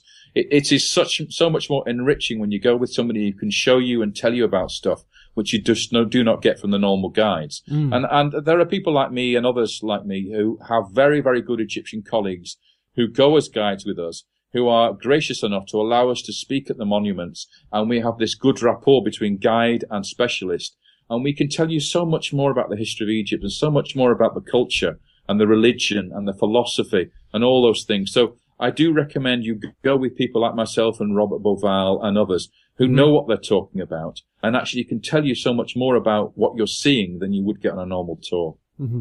You know, obviously there was a scandal that Robert got suckered into by Zahi, but setting that aside, I mean, the scandal was about these two archaeologists, or so-called archaeologists, I should say, quote archaeologists. That's what they've been branded. I don't even know if they were. I don't know who they are. They were German. That's all I know. Yes, they were German students, I think. That's students, the word that we could use. Okay. Yes, okay, but they seem to be mature students, not young students. What were they doing? They took it upon themselves to, and not unreasonably. Let's make this very clear that the process they were going through was actually a very interesting scholarly piece of work. The problem was they don't appear to have got the permission of the Antiquities Service. Now, they do seem to have had a permit to go into the Great Pyramid and do some investigative work. And that is a normal thing you get. You pay, I don't know, $3,000 or whatever it is to get a ticket to do that. What doesn't appear to have happened is they don't appear to have had permission to remove a sample of paint from the relieving chambers above the King's Chamber in the Great Pyramid in order to find the date for the pigment. Wow. Now, as you probably know, there is a cartouche of King Khufu in the relieving chambers, which goes behind another block. So it had to have been painted, this cartouche, in red ink before the blocks were assembled. Otherwise, nobody could have painted behind the block. So they didn't in fact take a sample from the cartouche. They took a sample of red paint from one of the quarry marks in the chamber, which wasn't actually the cartouche, which are the same ink, the same paint, which is reasonable enough to do. And they took that back to Germany with them to have it dated, because you can date the samples, the paint samples, to find out and to discover the true date of the pyramid. Now, as you know, Egyptologists, including myself, and I have to say, including Robert Boval, people don't realize this, all agree that the Great Pyramid was constructed in the 4th dynasty. Okay. In the time of King Khufu. Sure. There are other people that take Robert's work on the alignments of Orion, etc., and the Sphinx, and argue that the pyramid was built around the 10th millennium before the Khufu period. So 10,000 BC or whatever, 9,500. Now, these people argue that the pyramid was built then. And they want to say and argue that this cartouche of Khufu is a fake, that it was added in the 19th century, modern era, added in there to pretend or to prove that the pyramid was built by Khufu. I would contend it's a quarry mark. It's a sign of one of the gangs who cut the block and dragged it to the pyramid and painted the Khufu cartouche on there. Mm-hmm. So it would be a very interesting thing to actually date the paint, the red paint, because that would tell us once and for all whether the pyramid is built in the 4th dynasty or built 10,000 BC. It would put the speculation to rest as well, David. It would, but the problem is they didn't go about it the right way, by the sound of it. And unfortunately, there are rules you have to follow, understandably, because any Tom, Dick and Harry could do this sort of thing otherwise. Well, and what's happened now is, of course, Zahi has stirred this whole thing up and tried to blame not only Robert Beauval by accusing him as being the mastermind behind it, which is complete and utter nonsense. Robert Beauval has not been in touch with these people before. He's only just recently communicated with them to find out what's going on. He had nothing to do with this whatsoever. He's not a Jew, Belgian Jew or an Egyptian Jew living in Belgium, which is what Zahi claims. He's nothing like that. He's a Christian, a Catholic Christian, lapsed like me, but his pedigree is a Christian family, a Catholic family. I can vouch. I've seen Zahi lies and lies and lies about all this, and then you've got a situation where he's stirring it all because he wants to undermine the work of Muhammad Ibrahim as the new Minister of Antiquities. He wants to have him overthrown. So he's blaming him. It's on his watch that this took place, and he's all doing this to try and maneuver himself back into power. Yeah, that's what he's doing. He has a self-interest in this. For sure. Absolutely. So the right thing to do now, I think, for Muhammad Ibrahim is to have this test done properly by the right people, to have Gantenbrink come back and use his robot in the shafts and get through the doors. So, because he was the originator of the concept. He was the man that designed the robot to make it all respectable, to make it all done properly with the right supervision, get the doors opened, find out what's behind them, get the paint analysed, find out what date the paint is, and let's get some answers. And that's what Robert and myself are trying to do. And I think hopefully we can persuade Muhammad Ibrahim to take these initiatives, because that's the only way to sort this mess out. Let's have no more briberies. Let's have no more backhanders. Let's have no more surreptitious try to find out this, that, and the other. Let's do it all through the right authorities with an open mind and see what comes out. Sure. Where's the paint at now? Can this paint still, have they not done anything with the paint? Whatever. I think it's been analysed in Dresden, as far as I know. Do we have any results? The results have not been published, as far as I know, either.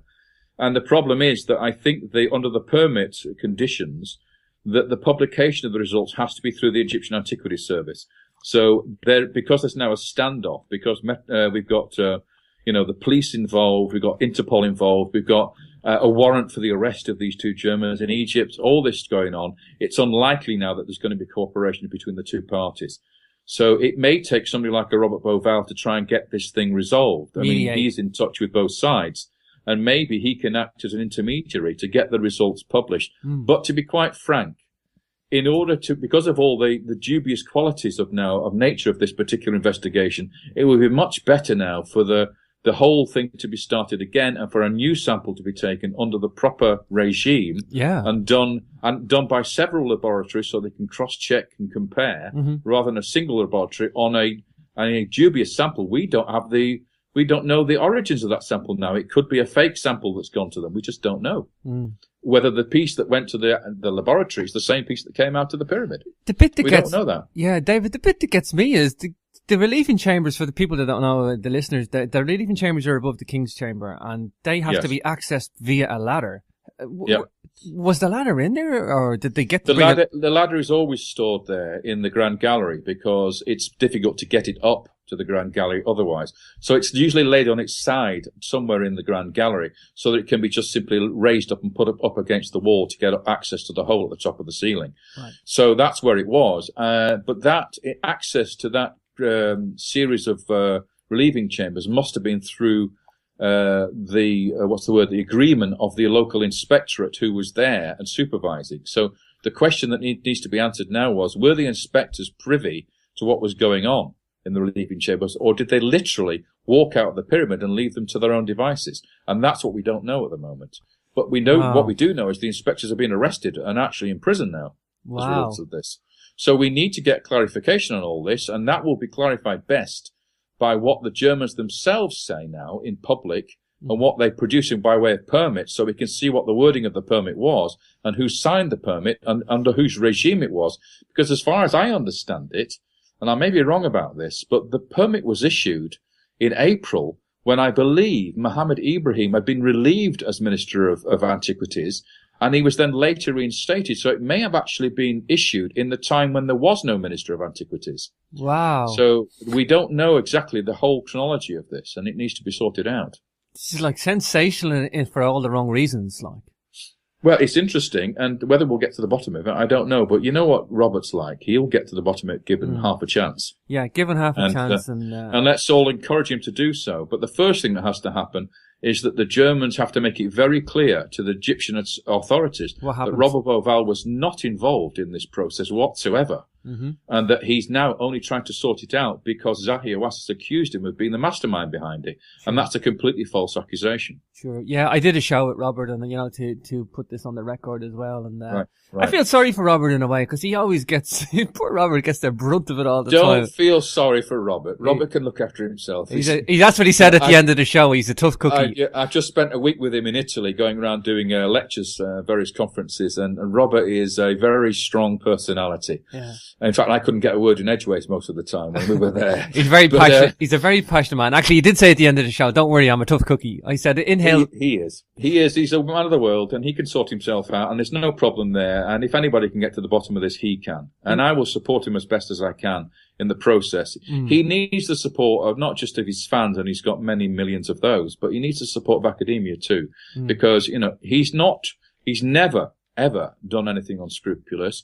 His theory about the Orion correlation with the pyramid shafts is a brilliant theory, and it was accepted by I.E.S. Edwards, who was the leading pyramid specialist of his day.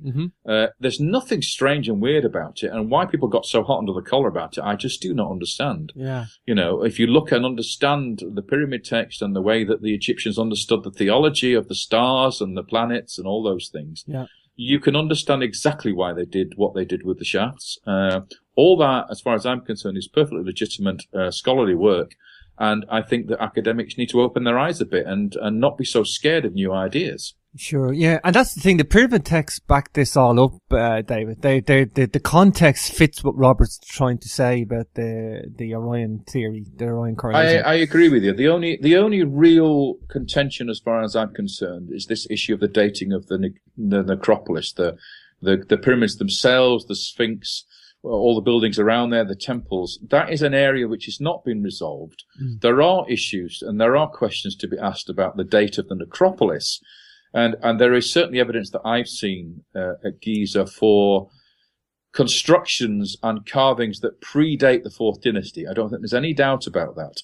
Not just the Sphinx, but there are rock-cut tombs in the area which predate the Fourth Dynasty as well. You can see that because the blocks of the Fourth Dynasty constructions are completely different to the earlier materials. The question that arises, though, is how much earlier? That is the big question. Sure. Now, Robert's alignments argument puts the date at 9 to 10,000 BC based on the configuration of the three pyramids in relationship to the Orion's belt in terms of their orientation, not the alignment to the shafts. That's a Fourth Dynasty phenomenon. Yeah. But the actual orientation of the pyramids in relation to the orientation of the three stars. That puts the whole the whole concept in 10,000 BC, but it doesn't put the construction in 10,000 BC. Exactly. Because there may well have been a religious cult center related to the solstices and the equinoxes on the Giza Plateau way before the Fourth Dynasty. That is a possibility. And that the pyramids were then constructed on that necropolis to somehow mirror or reflect what was there before them. In memorandum, in a way. Yeah, exactly. So there may well have been observation points, temple cult centers, etc., in the locations of the pyramids. For instance, the causeway leading up to Khafre's pyramid. I don't know if you realize this, but either side of that causeway are quarries for the blocks which built the Great Pyramid in the time of Khufu. Yeah. why, therefore, was the causeway left intact and not cut away by the quarry workers, right? Because there was no concept at that point for the building of the Khafre pyramid, which would have come after Khufu's pyramid. So the causeway must have been a religious processional way prior to the building of the Great Pyramid under Khufu. Sure. Okay, so there must have been an observation point where Khafre's pyramid is now located for one of the solstices or equinoxes at sunset rather than sunrise, where the Sphinx is gazing to the east for sunrise. Wow. So there is a lot that could potentially be understood about the necropolis, which is not related directly to the pyramids themselves. Another point worth noting, actually, David, is that the Great Pyramid is aligned to true north so accurately. I think it's like 3/60ths of a degree, whereas Greenwich Mean Time is aligned to 9/60ths of a degree. Yes. It's 3 times more accurate than Greenwich Mean Time. But the point is, the Earth has a tilt in its axis, and it can't be 10,000 because this alignment of true north would be out. It would be misaligned. Sorry, just going back, like, if people even put like 20,000 BC and extreme dates on the pyramid, this northerly alignment that's inherent in the Great Pyramid would not be in existence. Certainly not past 20,000 BC, and 10,000 BC, you wouldn't see that accuracy. You know, I mean, look at Newgrange in Ireland today. After 5,000 years, you can watch the alignments off by about a few inches, like, you know. So I think this all gets down to this whole business of, and I hate to raise this subject because it's something which gets in my craw, but this whole idea of advanced cultures, pre-existing advanced cultures, or even alien cultures, somehow or other doing all this work and aligning things in some magical way. I am so dead against this. I'm not against the idea that we are the only civilizations or creatures in the universe by any stretch of the imagination. Nobody who's got a brain will think that we are the only, God's creators in the universe. Sure. The number of, habitable planets in the universe is in the trillions. Yeah. So it's a nonsense to think that we're the only life forms. So there are other civilizations, probably more advanced than us, some not, some more, across the universe. And there's not to say that in some time in our past, one of those civilizations may have visited this planet, although I don't think it's the case. What I do not understand is why people have to go down the Stargate sort of fantasy route of saying that, there is either an Atlantean civilization or a alien civilization who taught these dumb Egyptians to build these wonderful monuments. These silly Egyptians who could not do anything for themselves, who are not capable of, with technology, to work the stones and do these wonderful pieces of artwork. Why do we have to decry and belittle human civilization in that way? You just have to look at what we've achieved over the millennia as a civilization, the music we write, the art we create, the statues we carve, the wonderful buildings we make, to suggest that we are not capable of doing this stuff.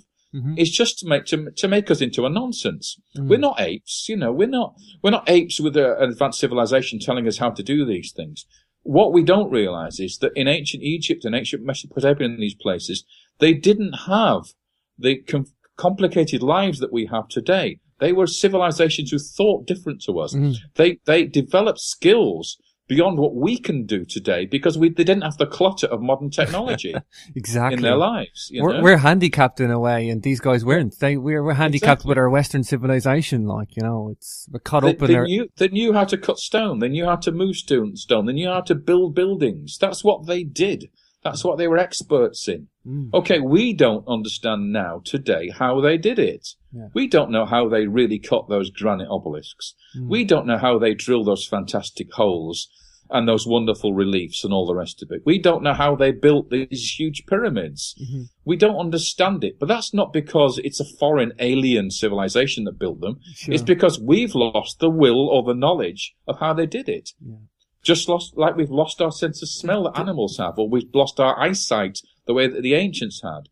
that our skills are different now to what they were in those days. And that's what it boils down to. I always draw people to the attention, David, and I'm with you on that, is that these guys had a lovely template for a civilization. It was like, they had a great philosophy. They were, a great science. They explored nature. They explored science. They explored astronomy. They explored, all sorts of philosophies. Like, they were teachers.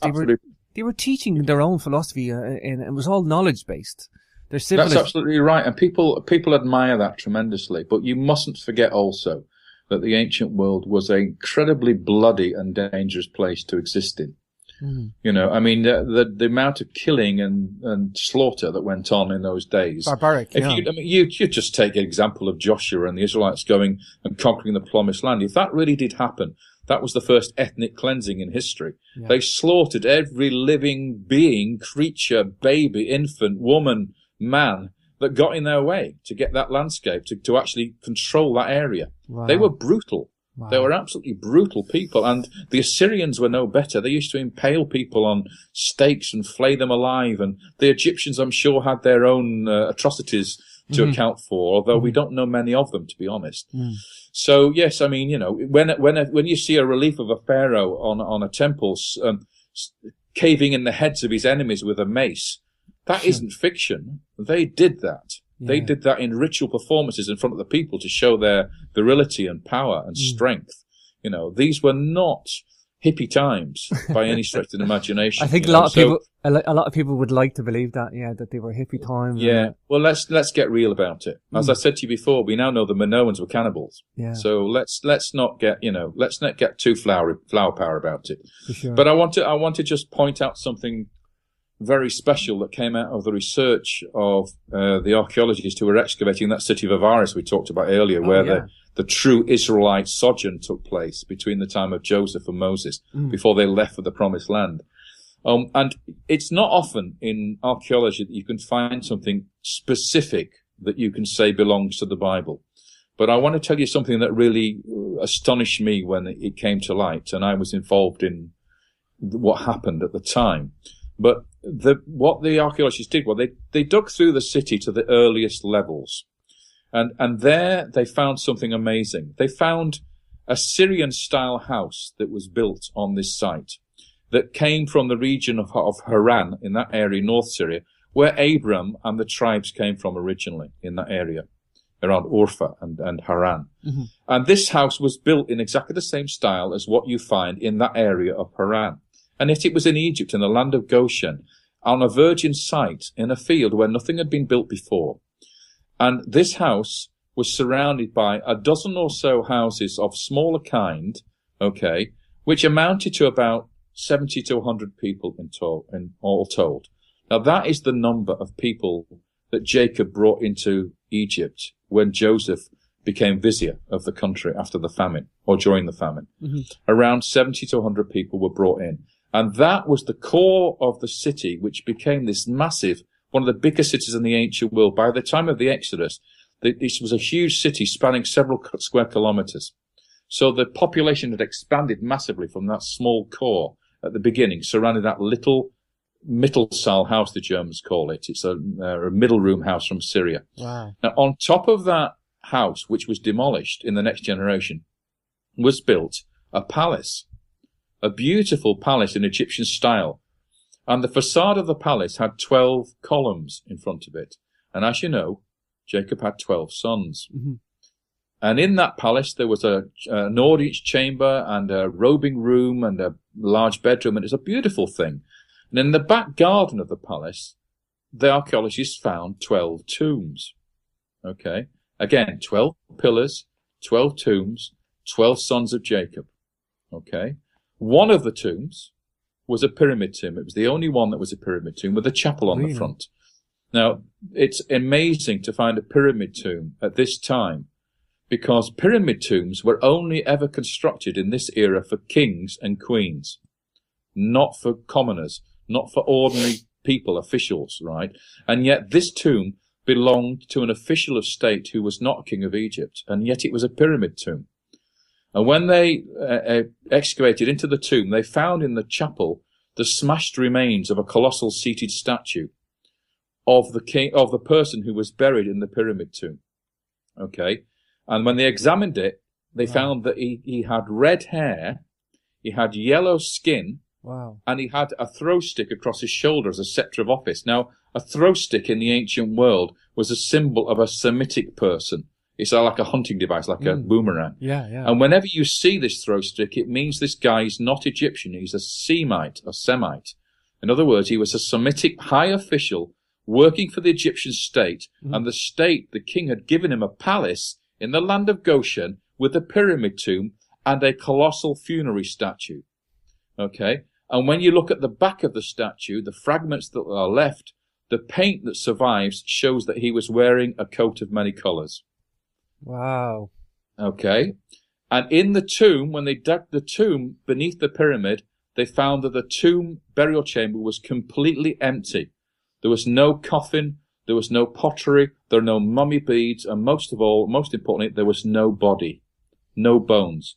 Now, when robbers wreck or go into a tomb and plunder it, they do not take the bones with them. The bones are of no value to them whatsoever. Sure, sure. And if you know the story of Joseph, when he died, he asked his brethren to make sure that if they ever left Egypt and went to the promised land, they would take his body from the tomb and bury it in Shechem in the promised land.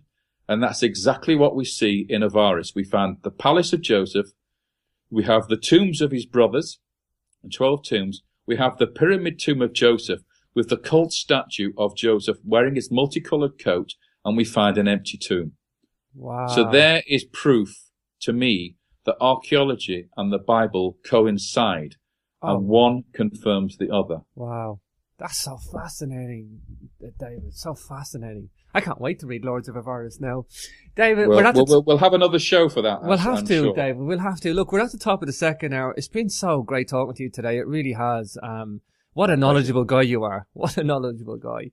Well, one day you'll have to get me and Robert on together. That'll be good fun. Yeah, you know, actually, that would be a good show, and we'll do that. I'm gonna do that in the new year. I'll have read the Lords of Avaris by then, and we'll get you and Robert back for a double show. That'd be super interesting for the show. Only on one condition, that is that he doesn't actually hog the whole show, and I get to talk a bit. You'll have to fight with him for that one. He's a prolific talker. David, I just want to say your webpage before we go is davidrohlontour.blogspot.co.uk. And you can catch your books there. I'm going to stick it in the YouTube description as well, and for the guests on the webpage. Just before you go, are you working on anything interesting at the moment? Are you writing? I'm just writing a book on the Exodus, myth or history ? Which will deal with all this material, because I've been involved in the making of a movie documentary in America about this whole issue of Exodus. Wow. As you know, there's 2 movies coming out in the next 18 months to 2 years on Moses. One done by, was going to be done by Spielberg, but now it's going to be done by Ang Lee. And the other one done by our famous English director, whose name has completely gone from my head, who did Gladiator. Help me with this one. Madonna's ex-boyfriend. Guy Ritchie. Yeah. No, the director. Guy Ritchie. Ridley Scott. Oh, Ridley Scott. Oh, sorry, I got it. He's just making a movie at the moment in Spain on Moses. He's filming here. Wow. That will be coming out in about a year's time. So all the excitement about the Bible is going to be resurrected in the near future. Wow. Bible stories have become the new vampire movies. Yeah. So there's going to be a whole new genre of biblical epics coming out. You know, there's the one on Noah's flood that's being released shortly and stuff. So it's going to be the new genre of epic movies. So this documentary movie I've been involved with, deals with this whole thesis that I've been telling you about, the revised chronology, how to look for the biblical stories in a new timeline. And so I've written a book to accompany that, and that will be out sometime in the new year. Wow. Well, I look forward to that, David. David, it's been a pleasure having you on the show. You know, I've enjoyed it. Me too, and you come back anytime, David. That's fantastic. Nice to meet you. You too. Take care now. Years of scholarship. That is what's astonishing. And so we have scholars now all over the world, very, very good scholars and respected scholars, saying, well, there is no connection between the Bible and Egypt. Therefore, the Bible, we know Egypt's real. The Bible, therefore, can't be real. That's what the conclusion they've come to. Wow. You know, and they give you this Zionist thing, all this Zionist race card all the time. And for me, look, if the evidence is there, the evidence is there, David. I don't care if it's race, a religion, or a creed. You're quite right. Zionism is a funny thing, though, because Zionism really isn't historical, remember. I mean, the word Zion just is one term or name for the city of David. Yeah. It doesn't really exist as such. It's a modern phenomenon. It's an idea of an Israelite or an Israeli state or a Jewish state in Palestine. It's the convention, something that's been invented over the last 100 years. But it didn't exist before that. Yeah, but I mean, if you mention any sort of biblical link with Egypt, are you branded as Zionist? Like that's the. Well, you are in the Arab world, unfortunately. Yes, if you look at the history and you find evidence for the Israelites in Egypt, or you find evidence for the conquest of the Promised Land, or whatever the story is, the relationship between Solomon and Pharaoh, all those things. As soon as you bring the Bible into it, you're regarded as a promoter of Zionism, and that's very sad. But that's, again, modern politics. That's got nothing to do with real history. Mm-hmm. Mm-hmm. Okay, so David, the story starts for you at the Serapeum, yeah? And you're looking for. Tell us about this. This is interesting because this kind of gives you the first insight in the book to something's amiss, something's wrong. Right. Yeah, well, what happened was I was in Egypt on one of my trips, and I've been there so many times, and I've forgotten how many times. Mm-hmm. And this was back in the 1980s, if I remember rightly. And I went to see Muhammad Ibrahim, the current Minister of Antiquities, who was then the director of Saqqara. And I walked into his office and I said, look, I'm interested in the lesser vaults of the Serapeum, which I know you're currently excavating. Now, the Serapeum is divided into two sections. There's the greater vaults, which everybody goes into today, and you see those giant sarcophagi of the late period. That's from about the 26th dynasty through to the Ptolemaic period. But there was an earlier set of vaults adjacent to those, which go much earlier, that go to the 19th dynasty. Mm-hmm. So you've got the 19th dynasty and 20th dynasty. That's the time of Rameses II. Now, these vaults are supposed to continue right the way up until the point where the greater vaults have started. So you have a continuous sequence of burials from the time of Rameses II all the way through to the first king of the 26th dynasty, or you should have in those lesser vaults. And then the greater vaults start. But when we went to investigate this, and I went into the actual excavations, and this is a very dangerous vault. It's all crumbling, collapsing all about us. Wow. So it was a very tricky operation. There's actually a collapsed section in the middle of the vault, which is collapsed from above, and so you have to crawl over the top of it to get inside the continuing vault on the other side. But what the archaeologists found was that there's a complete dynasty missing. The 21st dynasty, it does not exist in there. Now, what I mean by that is, when an Apis bull is inaugurated, there's a date written on the stela, and then when the bull dies, it's buried in the vaults, and a stela is written to tell you what year the bull is buried, in what king's reign. So if you have a series of these stelae and these burials, you can work out a chronology based on the evidence you've got of the dating of the burials. So it's like a Dalai Lama. There's only ever one Dalai Lama alive at any one time. Sure. And so you can work out a chronology based on the bulls. And what we found was that there was about 9 or 10 bulls missing from the vaults, completely not there. Mm-hmm. And there are a continuous sequence of vaults here. It's not like they could have been buried somewhere else, because it continues afterwards with another series of burials. So you have a gap in the middle along this vault where there is no 21st dynasty and no early 22nd dynasty. Mm. So I looked at this and I scratched my head and I thought, well, this is a bit strange. What does this mean? Why is there no 21st dynasty there? What happened to that dynasty? Were they not in charge somehow in Memphis at Saqqara? Were they somewhere else? Why were there no burials in their time? And so that was the first clue, which led me to think that maybe there was something wrong with Egyptian chronology. Maybe this era between the end of the 20th dynasty and the beginning of the 26th dynasty, which we call the third intermediate period, maybe we'd worked that out all wrong. Maybe there was something about that chronology, that historical period, which we have to re-examine. Wow. Yeah, the thing is then, you've got these wonderful little insightful parts, and I think the thing to say is that's the key thing for you, the Apis Temple. King Asurkan II, tell us about this. Yeah, sorry. There's a 140-year gap here. Another one, yes. Exactly. Another one, and I see you stitching between the Apis Temple, and you're stitching all these things together, Tell us about King Asorkan, and then I want to kind of just say about all the patches and the gaps and stuff. Yeah, that's great. Well, stick with us, listeners, because this is quite complicated. It is a little once we get out the other end of it, I'm sure it'll be a lot clearer. Yeah. But yes, that same 140 or 134 year gap is exactly the same place where the missing apis bulls are. It's not in a different era, it's in exactly the same era. And this was really the crunch to me, because I went to study the tombs that are in the city of Tarnis in the Eastern Delta. And there's a complex of royal tombs buried inside the temple compound. And what we find is two major complexes built right next to each other.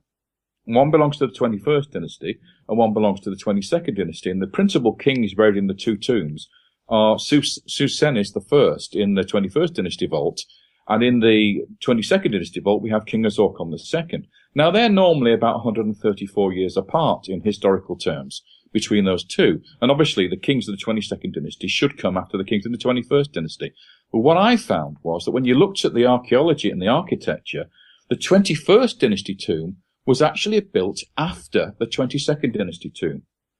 The 22nd dynasty tomb has been cut away in order to accommodate part of the 21st dynasty tomb. And that's completely the reverse of the historical picture.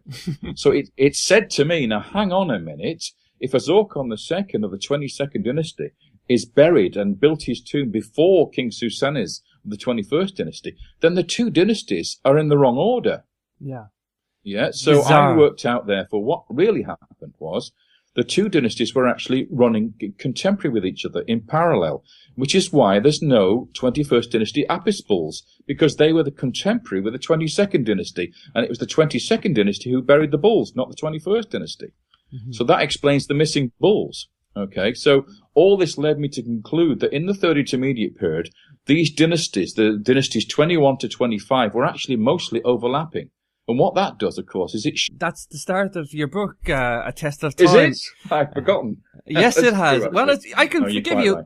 It's about 500 pages long. I can forgive you for forgetting any details, but No, I haven't really forgotten, of course. I know you haven't, because it's a well-wrote book. It's I'm reading the book, David, right? And I'm looking at the chronology that you've gone at this, like, you've really gone at this, but you've gone at it in a very analytical manner, and you've gone, look, this is what we do know, this is what we don't know, this is speculation. We can work with this. We can, are you the only one to have seen this, David, or? Well, I'm not the only one, but there's been people who've been questioning the chronology of Egypt for donkey's years. Right. Even Isaac Newton tried to redate the kings of Egypt even before we could decipher the hieroglyphs. So there are people been doing this for donkey's years. However, they've not been very successful. And what I set out to do was to break the whole thing down, sort of like take the whole thing to pieces again and start from scratch. Now, it's very easy to criticize and knock something down. It's much more difficult to rebuild it correctly afterwards. And that's always been the challenge here.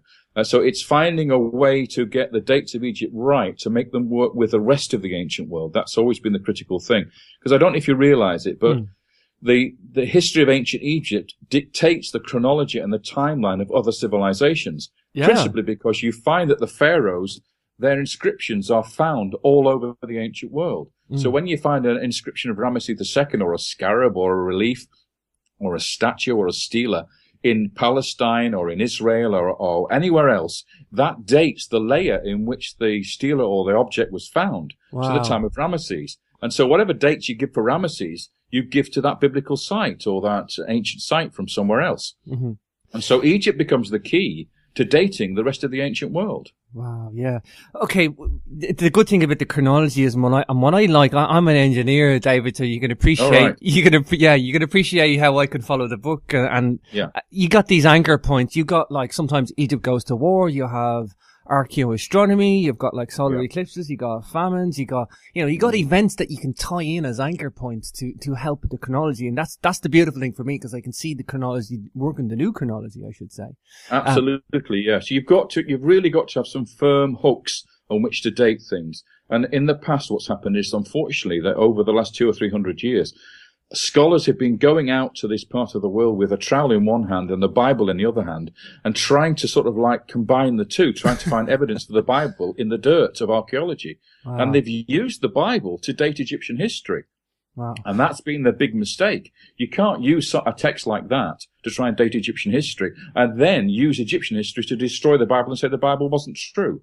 So it's like a circular argument. And that's what I saw in this problem, that they had used a circular argument to date Egyptian history, and then Egyptian history is used to say that the Bible's a myth. You know, and I actually hadn't realised until I read a test of time how much biblical archaeology is wrapped up in ancient Egypt, and you know it's so interwoven on various scales, David.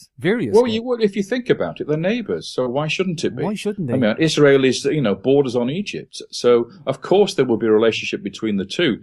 The amazing thing is why we've not found any connections between the two after 300 years of Egypt looking for prehistoric rock art, and Zahi cancelled my permit.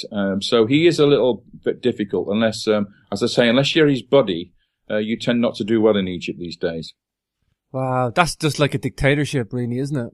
Well, it is. As I said, if he's the man in charge of who gets the permits to do what, then all you get is people who have to suck up to him to get their permits to do their work, and that's not a healthy situation. It's not healthy, no. That's got to be incredibly frustrating. I know everybody that I talk to, they just find him infuriating. This is the non-Egyptologists, people that are into Egyptology and they're watching the Discovery channels and the National Geographics and all the programs. We just look at him and go, oh my God, this guy's just infuriating. You know what? That's really interesting because there are people in Egyptology who keep absolutely quiet about him because they don't want to risk losing their excavation permits. And at the other side of the spectrum, you've got Americans who absolutely love him and you will pay a lot of money to go and see him lecture. And he spouts all this nonsense in these huge halls of 2,000, 3,000 people. And so you've got, opposite ends of the spectrum. And in the middle there, you've got all the people who think the guy's crazy and, don't want anything to do with him. But, so you've got the extremes of the academics on one side keeping quiet about him. And at the far extreme, are the people who know nothing about ancient Egypt, loving him and think he's a great hero. I never knew that. I didn't even know he had a following in America. Oh, a massive following. Yeah, absolutely. Wow. And you know that he receives $200,000 a year, or did do, from National Geographic for being their explorer in residence. I look into that. That's an extraordinary situation. National Geographic should be doing that.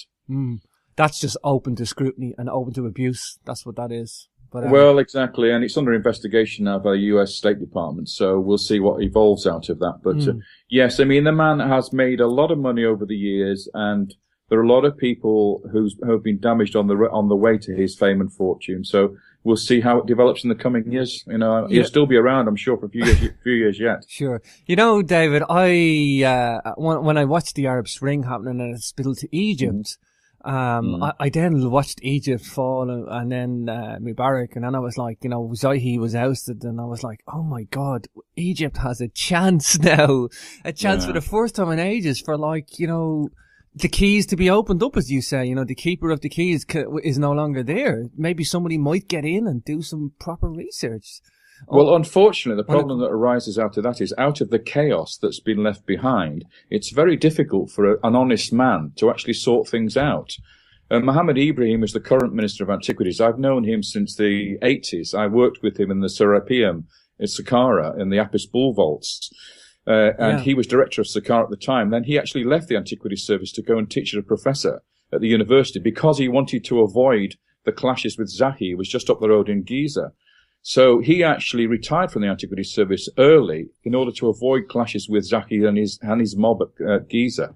And he's only just been invited back now after about 30 years to come and take charge of the Antiquities Service. And he's having a really difficult time because Zahi has got lots of allies that have been working with him over the years, and lots of people with difficulties in their cupboards, hiding in their cupboards that can be exposed if anything changes. So the current minister is really having a tough time of it, trying to get things in order.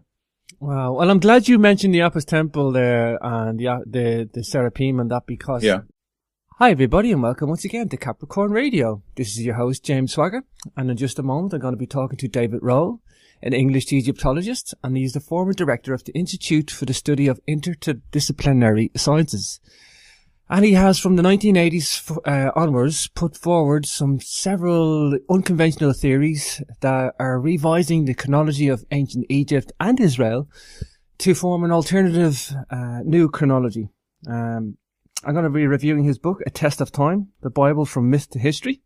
And what a fascinating book it is. We've got ancient Egypt, we've got Palestine and Israel and all sorts of biblical archaeology involved. And wow, it's a very analytical book. The accepted dating is plagued with errors. And I think David has really, really shown what's right and what's wrong and why it is wrong and why it is right.